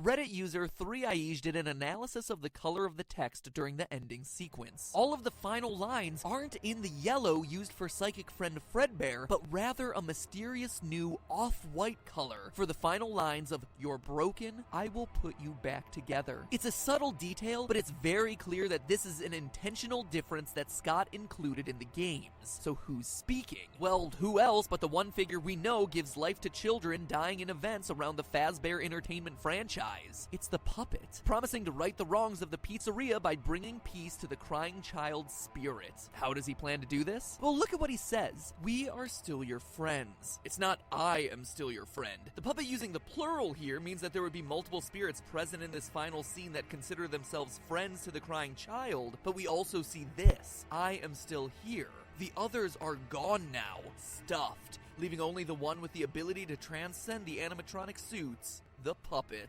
This makes a lot of sense if we again assume the crying child knew the kids who got stuffed during the missing children's incident. And look at the last line the puppet says: "I will put you back together." We've all been assuming his "you" is referring to the crying child, but consider for a minute that the puppet is instead playing the pronoun game, to steal a phrase from CinemaSins, and is instead referring to the plural "you." "You 5 are broken, and I will put you 5 back together." He's planning on reuniting the spirits of these these 5 friends. What makes me so sure? Well, we see it happen. It's the conclusion to the whole story. In FNAF 3's The Happiest Day minigame, we see the crying child's birthday one more time. 5 kids in masks representing the same 5 animatronics, with the birthday boy representing Golden Fredbear. You can even compare the locations. Both are long corridors with 3 tables and a 4th one slightly off to the side. The balloons are also the same colors: red, green, purple, yellow, and blue. Even the exit is where the Fredbear stage is, an exit that, if used, results in the bad ending because the souls don't get peace. It's where the child was chomped. And who's the one we see in this minigame putting everyone back together again? The puppet. Just like he promised the boy he would do on his deathbed. And here's the best part. How do you get to this minigame? Well, by playing through a bunch of others, including the Stage 01 game, which you access by typing the numbers 395248 into the wall. Why are those numbers important? It's the hexadecimal code for the color of purple guy, only it's backwards. It's Scott's way of showing that the puppet is actively trying to reverse the work of the purple guy and the atrocities committed inside the walls of Fazbear Entertainment pizza places. From here, the rest of the story is surprisingly straightforward. The pizza chain reopens during the summer of 1987 in FNAF 2's bigger location. Fazbear Entertainment rolls out the toy animatronics based on the character models of their merchandise, allows them to free roam, and even equips them with facial recognition software as added protection against child murderers. I mean, there's definitely a pattern being established here, so good on them for taking preventative measures. However, as we all know, it's not enough. As we hear about from the phone guy and see in the Save Them minigame, the purple guy, now the daytime security guard, kills 5 more kids within the walls of this restaurant. When the puppet enlists the help of the possessed Freddy animatronic to save the kids, the purple guy responds, "You can't," because it's true. They're already dead. That said, a case can be made that the puppet successfully gets these 5 souls into animatronics too. Notice that before this, 6 characters were possessed, but now there are 5 new animatronics in this location: Toy Bonnie, Toy Freddy, Toy Chica, Mangle, and Balloon Boy. 5 spirits for 5 robots? Quite the coincidence, don't you think? Additionally, we hear from Phone Guy that around this time, the toy animatronics inexplicably become more aggressive towards adults, but stay friendly towards kids. The only explanation here is that the 5 new child spirits are given life in the new toy suits by the puppets, but these spirits are angry. The pizzeria is gonna close, but not before one final birthday party, where angry and eager for revenge against their killer, these newly created, possessed toy animatronics lash out at their murderer, the purple guy, who they know as the daytime security guard. Except, bad news, purple guy is long gone. He did his business and got out. In his place is Jeremy, night security guard moved to the day shift, wrongfully attacked by a vengeful toy animatronic the day of the birthday, losing his frontal lobe and coining the now iconic Bite of 87 moniker in the process. This causes the location to be shut down and the toys to be scrapped. Animatronics from here on out are no longer allowed to walk around, and with Jeremy out of commission, Phone Guy volunteers to take over the position of night guard. Which brings us to our conclusion. The story comes to a final head in 1993. We know it's that year because of the minimum wage rate at the time, as well as the 11/12 date on the check. It doesn't matter if you're working night or day shift, all workers get paid on Fridays, and November 12th, 1993 landed on a Friday. It just fits. So Fazbear Entertainment tries to reopen the FNAF 1 location with the original animatronics and Phone Guy as security night guard. With the restaurant reopened one final time, we see this scene, where the puppet is waking up the spirits inside the animatronics one final time. It's time to get their revenge on Purple Guy at last. Phone Guy gets killed, and as we see in the final news article on the wall, no one comes to the restaurant because of its dark, tragic history, with the franchise closing at the end of the year. Sometime after, Purple Guy returns to the building, dismantles the suits, but in doing so, unwittingly unleashes the spirits of the dead children, who attack and kill him, and if they're reunited by the puppet in Happiest Day, finally receive their peace. Well, that is until Fazbear Fright opens and unearths Springtrap, but with all the other animatronics at peace, the puppet must get his hands dirty one final time, returning to burn down the building and finish Purple Guy off for good. Or not. like any good horror story ends. So what about the Phantom animatronics, Shadow Freddy, and all that? Stay tuned, we're going to talk about those during the live stream immediately after this episode. The video's getting really long at this point, so I want to kind of close it out here. But as we close out here, I have to ask you this. Was that answer satisfying? You see, that's the beauty of the dream theory and the frustration of anything else. There's so much lore, so many puzzle pieces to fit together that in order to account for everything, the story can't get much simpler than that. Dream theory in this instance is so satisfying here because it explains all the messiness of the lore in broad, easy to understand strokes without you needing a PhD in FNAFology to understand what's going on. Sure, it is possible to fit the details together cleanly, but it's not an easy to follow story. It's almost like you need a full-length book to truly put all the pieces together. Okay, I get it. Scrap everything I just said. Scott's got a book. Another FNAF video made moot by a Scott Cawthon announcement. Or not. This is actually a last-minute update. I'm recording this literally hours before the video and live stream tomorrow, but it was just too important to leave out, because it looks like Scott agrees with my conclusion. For once, the story is indeed just too crowded to be satisfying. When talking about the new novel, which, true to form, released early, he said the following. Quote, "The truth is that after a while, lore becomes so dense that there isn't room for a story anymore. Sometimes the timeline gets so full that the only way to tell a real story is to have the story set in a different timeline." End quote. So there you have it. Dream theory for your simple answer, and a 20-minute long timeline for those of you who want something a bit more complete. So which do you find more satisfying? Well, let's talk about all of that live right now. Hello, Internet. Welcome to Game.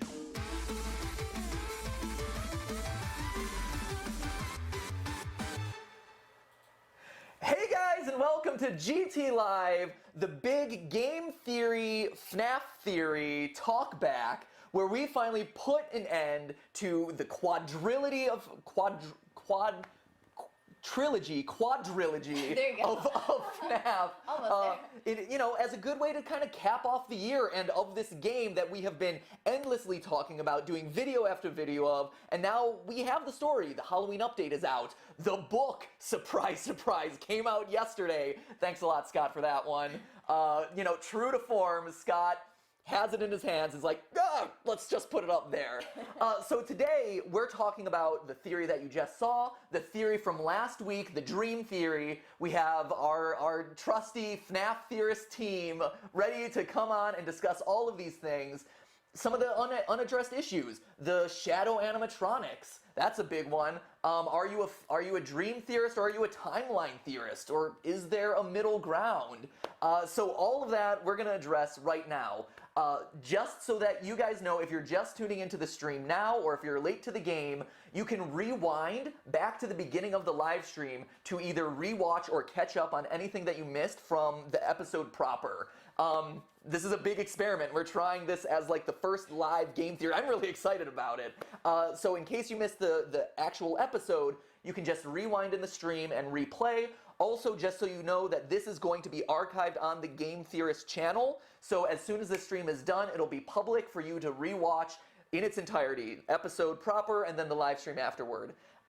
Because this is a live stream and because this is the big capper for all us FNAF theorists, I want to make sure that you guys are involved in the chat. So if there are unanswered questions that you want to know, any questions for us, anything that still bothers you, or your own theories, submit them to us in the chat. We're in the chat. Stephanie here is in the chat. Hey, Steph. Hey, guys.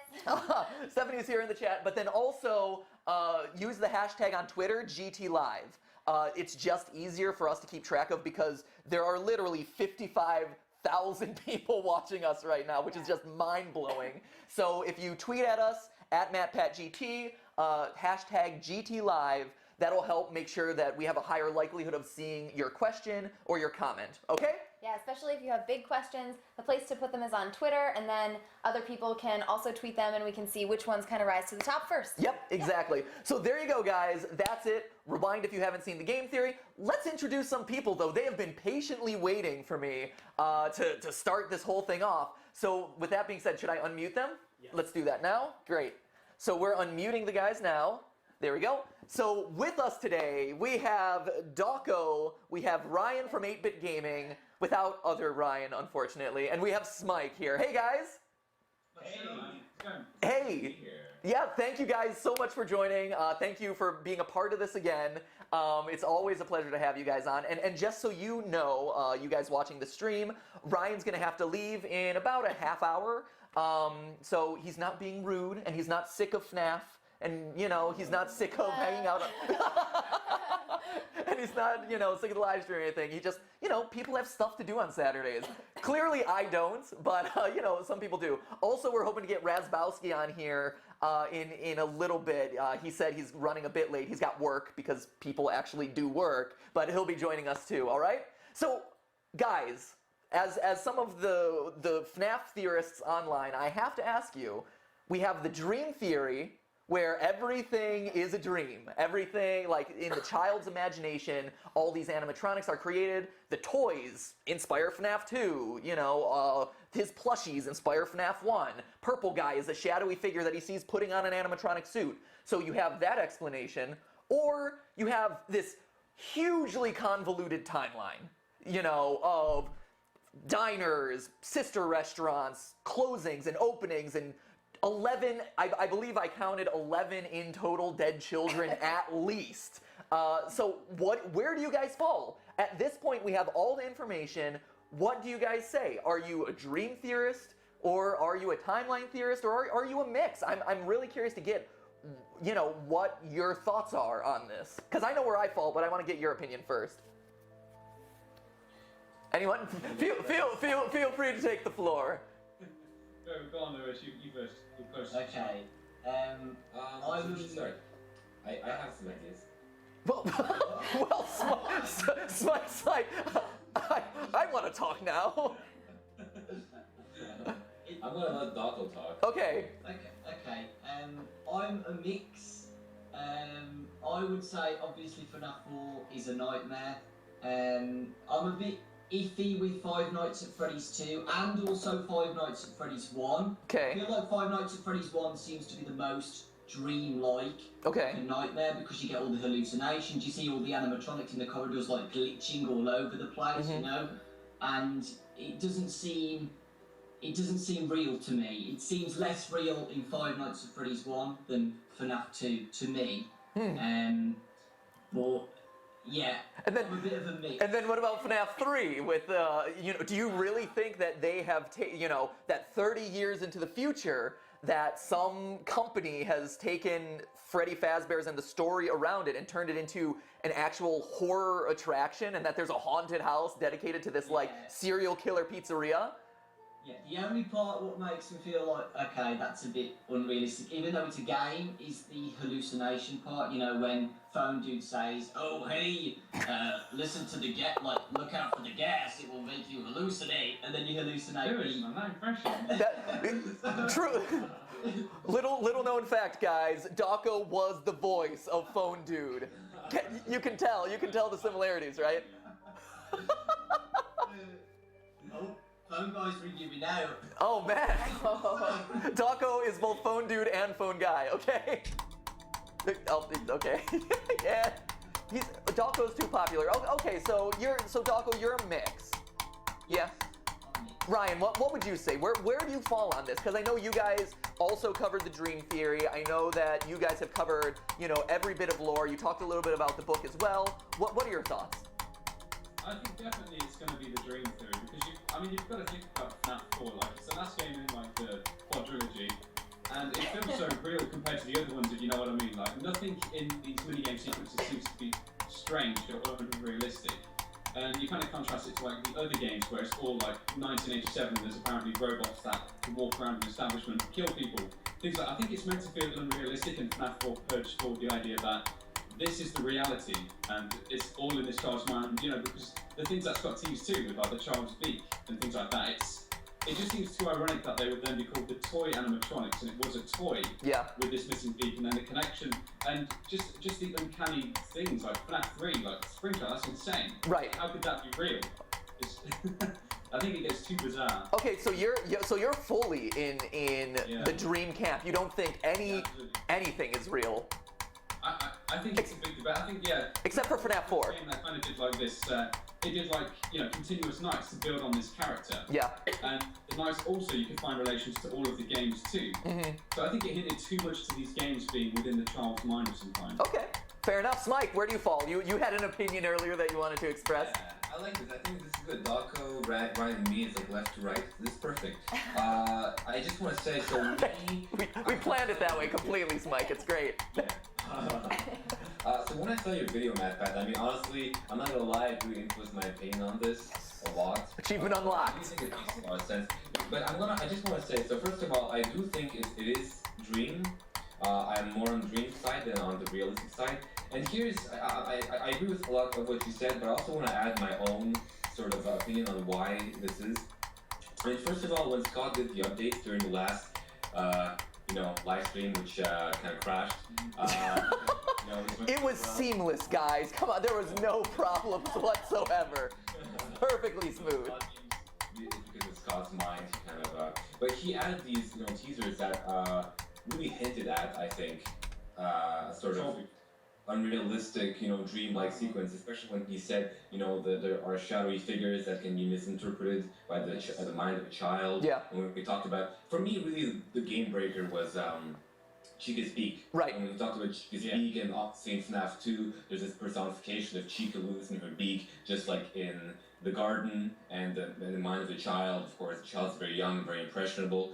But also beyond that, I mean, if you really want to think about it logically, animatronics, the way they're made, the way they are built, they're very, especially if you look at FNAF 4, I think, you can see on the stage, they're very icky, they're not extremely versatile, they don't round like that. Two frames.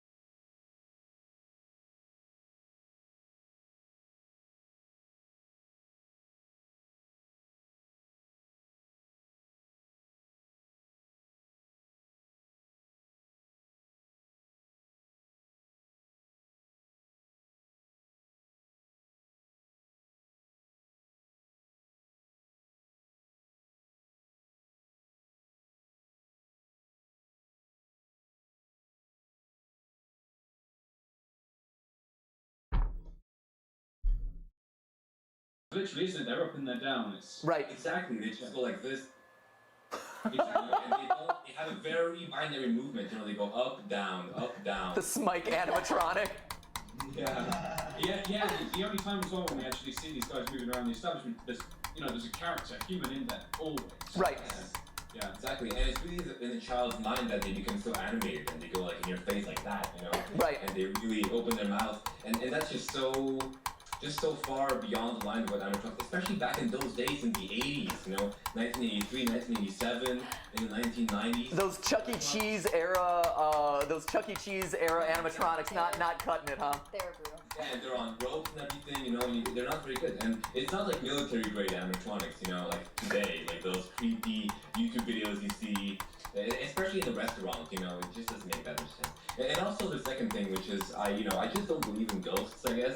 So when you think about it, like logically, you know, there's just so many supernatural things, you know, and unless you could say maybe like in the FNAF world demo, there was the purple guys, you could say there's like some kind of a poltergeist in the game, maybe, but that seems very imaginary to me, in my opinion. Fair enough. So for me, I think this last theory does kind of my viewpoint justice, which is, I think it's a mix. I think that you are seeing bits and pieces of a story through the mind of a child in his dreams because he can't comprehend everything that he's seeing.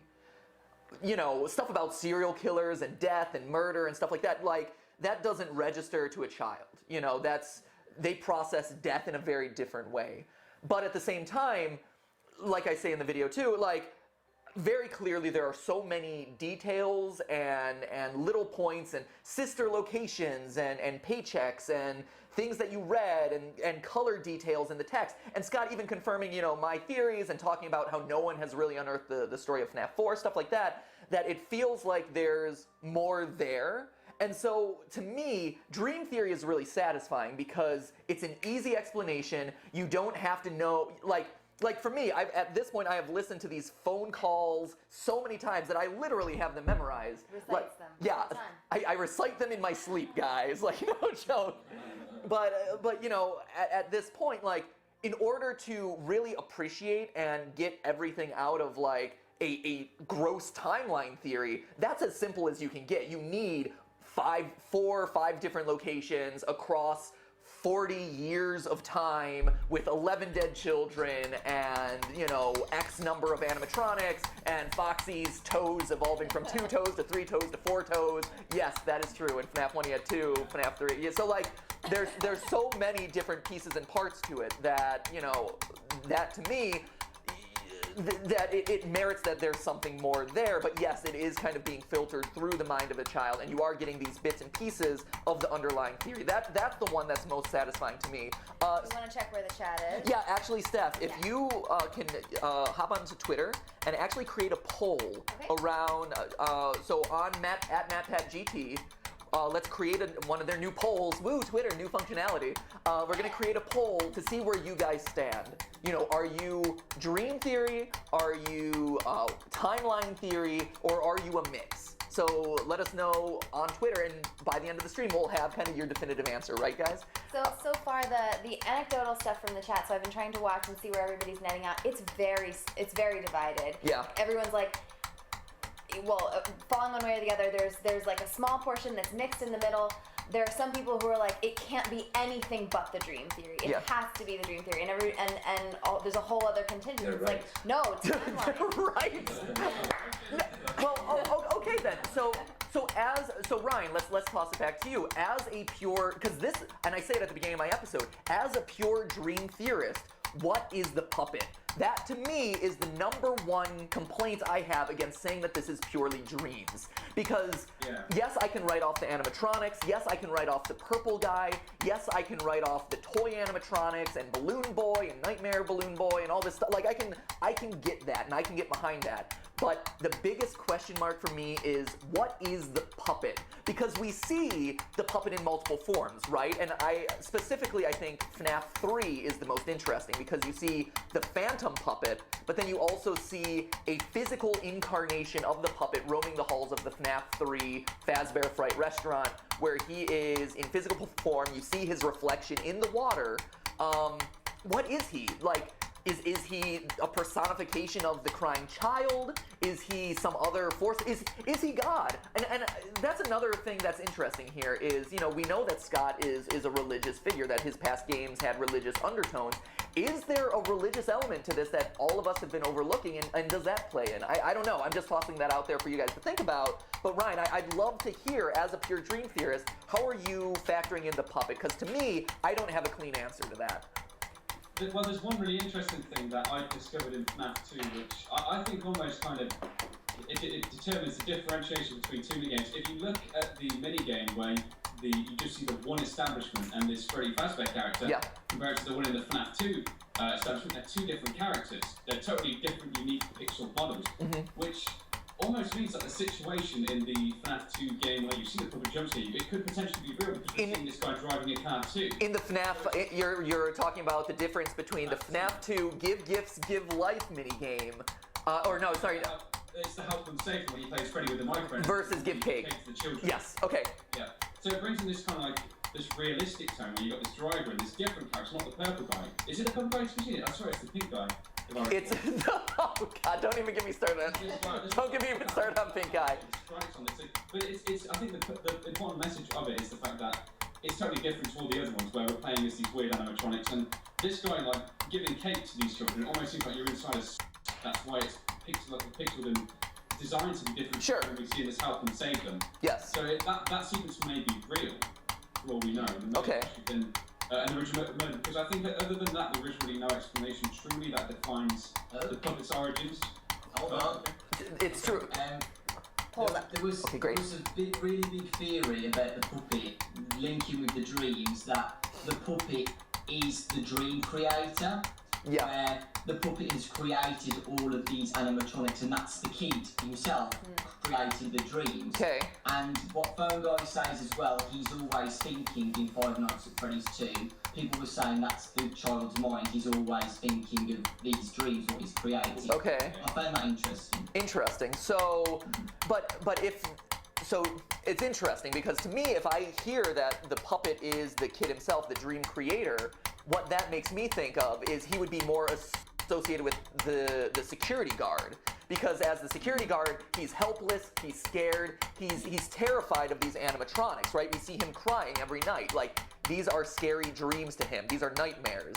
And so the puppet, though, is a very empowered figure in the games. He's the one who, you know, he's probably the most ferocious and unknown of all the characters, right? And we see him in the minigames trying to, like, bring life to all these dead children and all this stuff. Do you think that, like, I don't know, like, to me, I have a hard time justifying a scared child. Right. It's a strange one because, like, you've got to think about the puppet. The fact of how unique he is also in the games too. Like, he's the only one to be not being animatronic. He's like floating around, seeing through things like that. So he's specifically unique. So maybe that's a metaphor for his. I don't know. Maybe the minigame when we see that, it might be real rather than dream. Well, I think there's something really far-fetched within that sort of scenario. Sure. It's like it's sort of the equivalent of like the smoke monster in Lost or something. Every horror movie or every supernatural whatever, you know, has like this creature that doesn't really seem to have an explanation or anything like that. Like he just, you know, it just makes you like think, you know, it just makes you come up with all these wild theories. I think Scott kind of wants that. He doesn't want it to be too clear. And the puppet sort of represents that. I mean, you can see that by how he moves. He's not chained to you know, he has this chain, and he is chained, but he somehow manages to free himself and move through the hallways and just fly wherever he wants. It's like he has his own conscience. I don't know, personally, I never really liked him. I kind of got a bad, eerie feeling about him. I guess. See, the puppet is by far my favorite character. I love the puppet. Yeah. High five. There it is. Boom. I think the puppet is fascinating because to me, like very clearly, he feels like the linchpin to all of this. You know, to go back to I think it was Ryan who said, you know, the hints that Scott dropped during the last live stream. It was Smike because he was making fun of the live stream issues. Thanks, Smike. But to reference the hints that Scott dropped last time, you know, 4 games, 1 story. Yes, that could be 4 games telling the one story of the child dreamer, Or to me, you know, the alternate way of looking at it is it's 4 games telling the one story of a puppet and of a child and his murderer. And so you have the child and the purple guy who the child gets killed at the very beginning of the timeline. He possesses a puppet, and now at the very end of the timeline, you have the puppet setting fire to the Fazbear Fright to kill off the Springtrap suit and purple guy inside of it one final time. And so you have this bookend of purple guy kills puppet, or purple guy kills child, child kills purple guy. And that is your 4 games, 1 story right there. That to me feels satisfying. You know, and yes, you do have to make a lot of like magical hallucinogenic loops or leaps to kind of get there and suspend your disbelief in a lot of ways. But that's what I think. Steph, what's going on? So that whole conversation brings up something that's been surfacing in the chat and also has gotten a lot of attention on Twitter. Yep. Including something that's been retweeted quite a bit at this point from our buddy Shane at Did You Know Gaming. Oh, Shane! Hey, Shane! Who's saying that the most interesting question of all of this is the original intentions of the game versus where it went as these stories evolved. Which I know we're getting to. I just wanted everybody to know in the chat that and on Twitter that I think you guys are getting there. Yeah. But that's the question that's coming up is like, okay, it's cool, now it fits together with the dream theory, kind of. There are a few ways to interpret it. Where were the intentions behind it? Okay, let's ask the question then. Okay, so Shane from Did You Know Gaming and a lot of people in the chat are asking, was this planned from the very beginning? Or, you know, when FNAF 1 suddenly took off, Scott's like, hey, we need a sequel, and then, like, was the story planned out from FNAF 1? Was it planned out at FNAF 2, or was it just kind of like each game built on itself and tried to kind of like retcon in all the little details as you went along? Any thoughts from you guys? I think it was planned. I think there was too much to the first game that really, because you know the little Easter egg things, and also the calls as well. Some of the things that were said, like, you know, he referenced a bite he said only once. Yeah. And like it was like I think he wasn't sure how the game was going to do, of course, but he wanted the games to do well so that he could finish off doing this story. Interesting. He left kind of a few unanswered questions, but it did play much like a game. And, you know, you did look into the aspects of the lore. Yep. I think you'd see it that way, and you could enjoy it just for that. But I think there was always this underlying factor of wanting there to be a story to it as well. Yep. Yeah. And that's my thoughts on it. Yeah. That's great. I think you're wrong. I wish I had my air horn. Bah, bah, bah, bah. Really? Okay, it's Mike. Okay, what do you have to say? Yeah, because look, I mean, first of all, I mean, you know, it's okay not to know exactly. It's kind of like, you know, when you go into an interview and you start a sentence and you don't know exactly where the sentence is gonna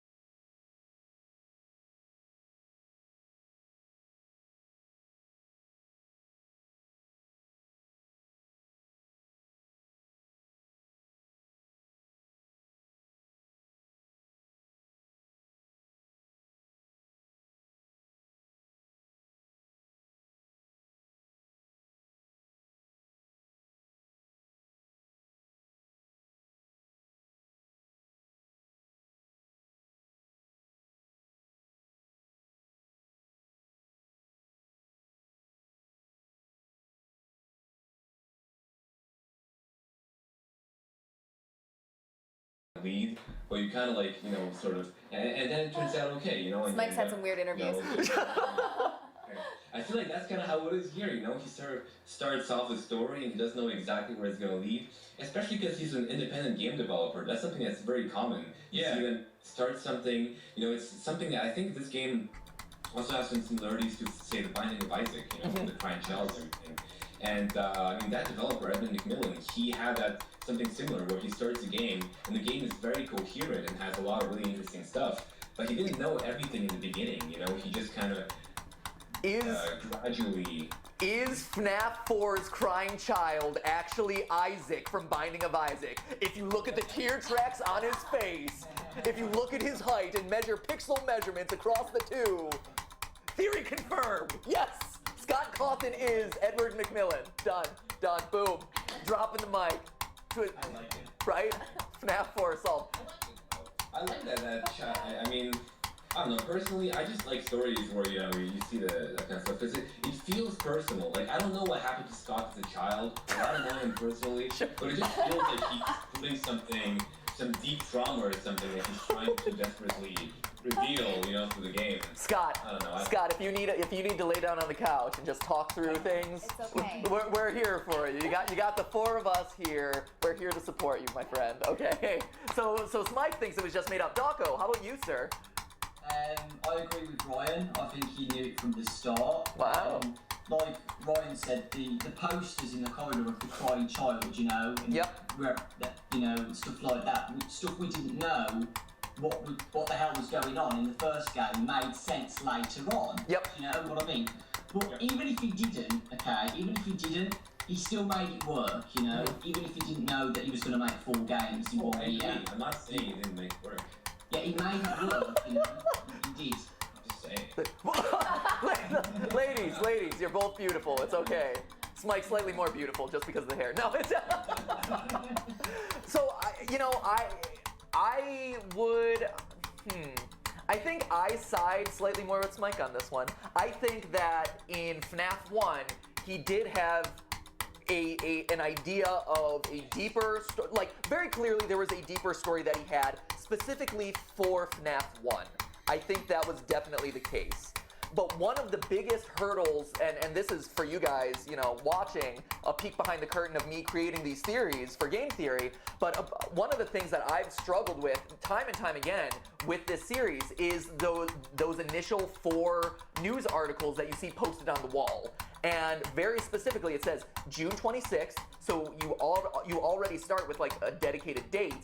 But then the last of the article says that Freddy Fazbear's Pizzeria is set to close at the year end after that tragedy that happened there many years ago. And it's that many years ago where unless you take that one article out of place and use those 3 for earlier, and this one is just like years down the line it appears, that one doesn't have a clean place in the timeline.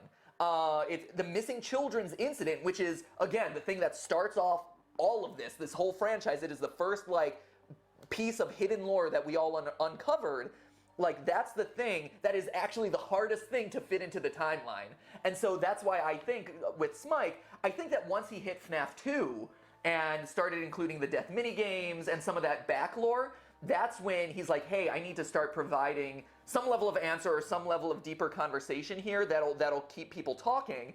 And then what I think happened, though, was he didn't expect people to go as deep into the lore as they ended up doing, right?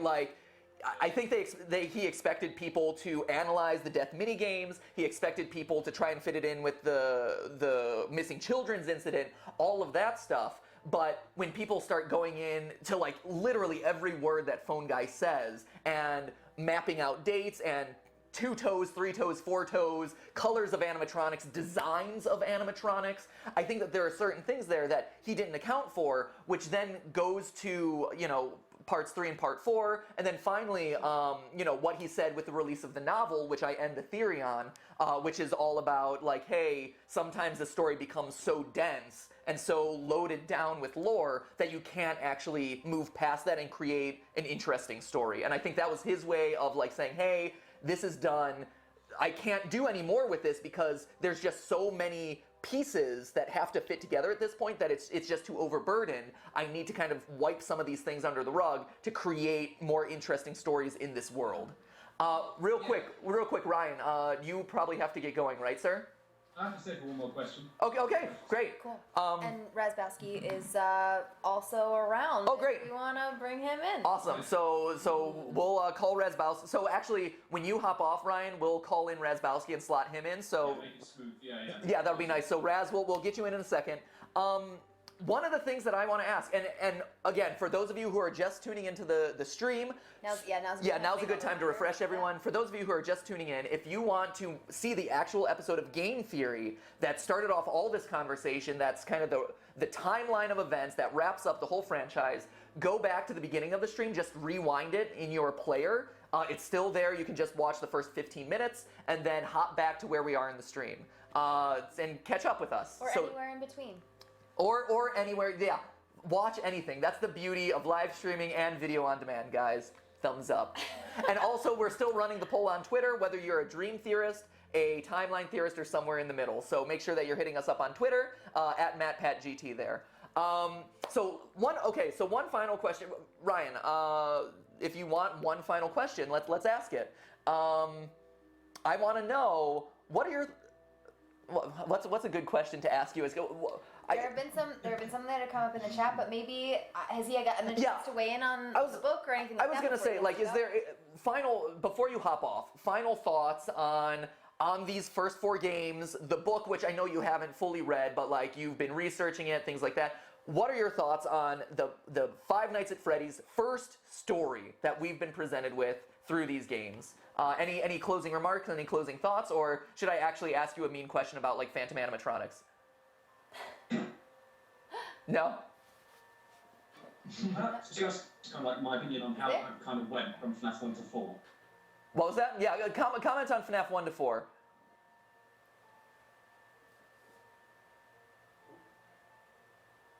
Great. Cool. So speechless. He has been rendered speechless. There we go. I think she said with the am I breaking up? You're a little bit breaking up. It is catching up to you though now. Here we go. There you're back now. Yeah. Okay. So you're gonna have to refresh me with the question again. No, just any closing remarks or final thoughts that as we're kind of putting the wrap on this main series. Anything that you want to close out with? I think mainly it's just like the story. I think it's worth looking at from like both different standpoints. I mean, like there is the timeline theory, but I think that the people also who, because the timeline theory has been so prominent throughout this whole thing, the dream theory is now coming. I think it's good to look at it with the fresh pair of eyes, because that's what really inspired us to do that too. Yep. And I think it's just nice to consider both ends. As I say again, just the dream theory, you need a fresh pair of eyes really to understand that one. So you can look at it all from a different standpoint, because I can understand why people still believe the timeline theory. Yep. Because it's very, it's very prominent. And yeah. I think that's about it, really. Yeah. Yeah. No, I theories have already been kind of thrown out there, and I think it's definitely between the two. That's the hot debate now, isn't it? And that's kind of what the game's closing off with. Yeah, and I agree with you. I think we have spent the last year and a half looking at all of these events as 100% real, and as like these are very specific events happening in a timeline, in a real world setting. And so there's been a lot of pushback to the dream theory simply because it doesn't, it washes away a lot of stuff, it doesn't fill in a lot of the details, whatever, it can be made whatever it is. So I think, to your point, keeping an open mind about the dream theory, if you are a timeline theorist, keeping an open mind about the dream theory and looking at it through that lens, and just staying open to it and seeing how does this all fit together under this new context, I think that's a really interesting point and a good thing to kind of look towards as you kind of like decide which way to go. Because it's so easy to have that knee-jerk reaction of, oh, this is different, this is new, I don't believe in this. Because it wastes all my time that I put into my timeline or whatever, and to do so would do a disservice to the franchise if this was indeed what was intended. So I think that's a great point. Cool. So Ryan, thank you so much for joining. You can hop off now, sir, and Jason, we'll figure out how to call in Razbowski. Okay. And at this point, we can probably check in a little bit on Twitter and chat. And I'm here standing in as the voice of the chat. So I'm looking for questions. This is Stephanie, by the way. Hey, if there are a bunch of questions that I see over and over again, I'm trying to pull those out. And I also have the early results of the poll, which is like about 6,500 people have voted so far, and it's 53% dream and 47% timeline. Wow. So it's a pretty close call. It is. It's a close match. That's pretty intense. It's pretty evenly divided, guys. It's fascinating. What do you need, sir? What? I mean, can you bring up Razbowski? No, I mean, like, can you? Because what is his Skype? I'm not. Or. You want to grab him? He should be. Is he in there? Accessible to you. Oh, he's accessible to me. Oh, there we go. Okay, let's bring in Raz. Add people. Here we go. He's not accessible to me. Oh no. So. He's in the chat. He's in the chat? I mean, I put him in the chat, the contact of Raz. Okay, that's cool. Well, let's see. Here. So while that's going on, real quick, one of the things that I want you guys to think about, that I want to throw out to the chat here too, or to the guys thinking, because when we bring in Razbowski, we're getting into the nitty gritty here. Two of the questions that have bothered me, and that I think a lot of people complain about for the series, is the Phantom animatronics. You know, what are those things? Why are those specific like 4 things? The Phantom Puppet, the Phantom Freddy, Phantom Mangle, Phantom Foxy, but it's version 2 of Foxy from FNAF 2 and not a toy animatronic. And also one of the other weird kind of wrinkles in the lore is the Halloween update. So Scott, for Halloween, updated things with Nightmare Mangle, Nightmare Balloon Boy, and Nightmare Puppet, Nightmare Marionette, It's cute. It's cute. Good name, guys. And what he said, this is actually confirmed by Scott. Nightmare Balloon Boy is canon, but Nightmare Mangle and Nightmare Marionette are not. What was the rationale for that? Well, that is the question. That is the question. So, I mean, go ahead. I just wanted to say, because you were talking about the whole thing of can he do the story and not have it all planned out in advance? Can I mention Breaking Bad season 5, or is that like? You can. I am a fan of Breaking Bad season 5, so I'm curious where you're going with this. I mean, it's been a while, so I guess I can spoil it, right? Or I think you'll be hashtag spoiler alert if you have not seen season 5 of Breaking Bad. I'm gonna say it in a general way. There was one element of Breaking Bad season 5 which was introduced in a flashback in the beginning of season 5, which then at the end of season 5 was a major element in how the finale turned out. And they actually admitted in I remember I saw a behind the scenes or something, and they admitted that they had no idea how it was gonna be used in the finale and how it was gonna play into that, and they had to sort of figure that out. I'm curious, what was that element? So it was the gun, the machine gun. Okay, cool. I just wanted to know what that was. So, so not too many spoilers here, guys. But the big automatic rifle. Okay, cool. Rifle, yeah, that's gonna use it at some point, yeah. And that's something that I saw happens pretty often in a lot of stories, and I know Bioshock Infinite had that happen where they figured out a lot of things towards the end. Yep. And so it's even things like Game of Thrones, for example. And so even very serious writing works sometimes have these very uncertain, and so I think it's natural. It doesn't have to be, right. The others. Well, and it is. It's one of those things that if you plan your story to have a bunch of cliffhangers or things right when you start, and then it doesn't pick up or it doesn't go anywhere, then it's well, no one gets to know the story. You don't want to go in with this huge back lore because there's that expectation of the audience has to be invested in this thing in order to get anything out of it. And so that's not necessarily a bad thing building along the way. It's just kind of a necessary thing where you hint seeds of a backstory and then you flesh it out if it does indeed pick up, in which case FNAF it did.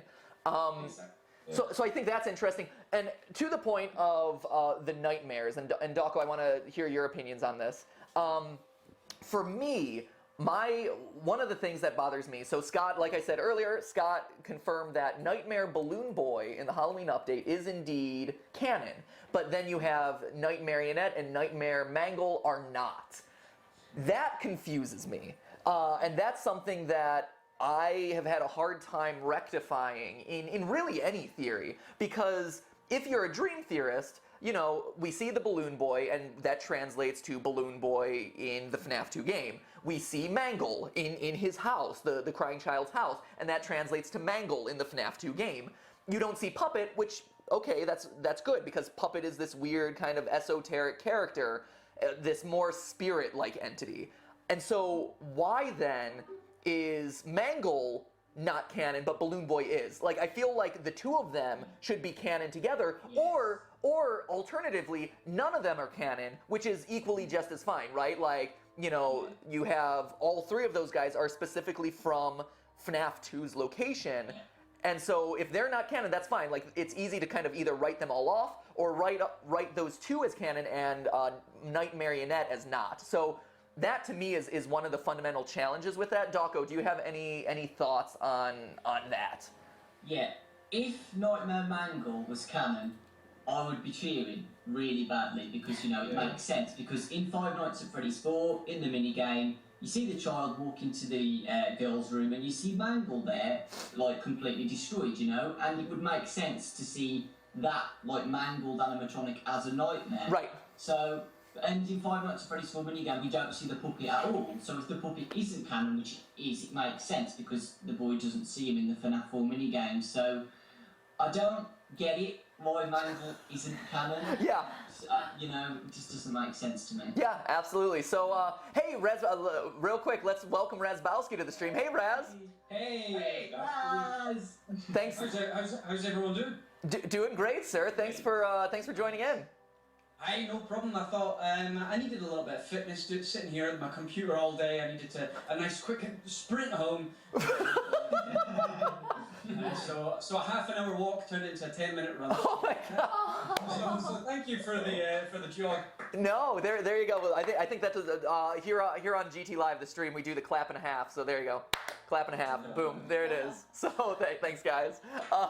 So no, I'm so glad that you were able to make it. Razbowski, since you just kind of ran in, chances are you probably haven't seen my latest theory. So just as a shameless plug to remind people how this stream is working, if you missed the game theory, like Razbowski, you can rewind to the very beginning of this stream, and there it is in a 17-minute chunk at the beginning, so you can refresh and then hop back into where we are now, live streaming, talking about, you know, all the lingering issues, the book, we're going to address the book here in a minute, you know, and predictions, excitement, you know, questions about the movie and FNAF world. So real quick, Raz, I want to get your opinion. Everyone else has kind of stated their case on this. Are you a dream theorist? Are you a timeline theorist? Or are you somewhere in the middle? What is your opinion here of, you know, where all this falls?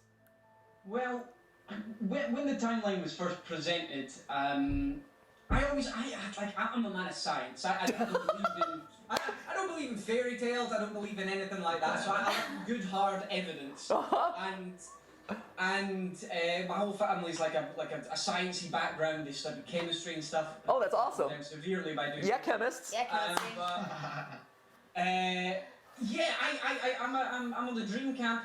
I honestly didn't think, but watching your most recent, well, not the most recent now, but the Dream Theory video, it clicked so many things into place. I didn't want to believe it initially. When Scott hinted all the clues in the last live stream that we did together, it looked like it was leaning towards a Dream Theory, and as you said in the video, it seemed like a bit of an easy solution. Yeah.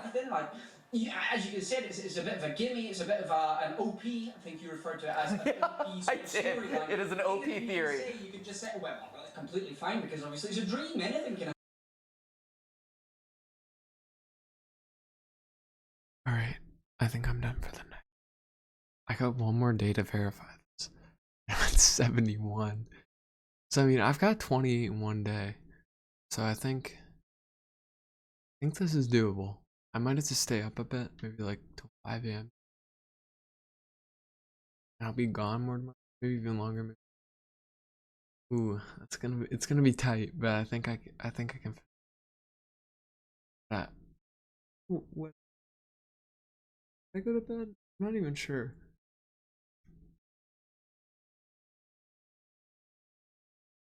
I think I need 5 hours of sleep. Finish this off.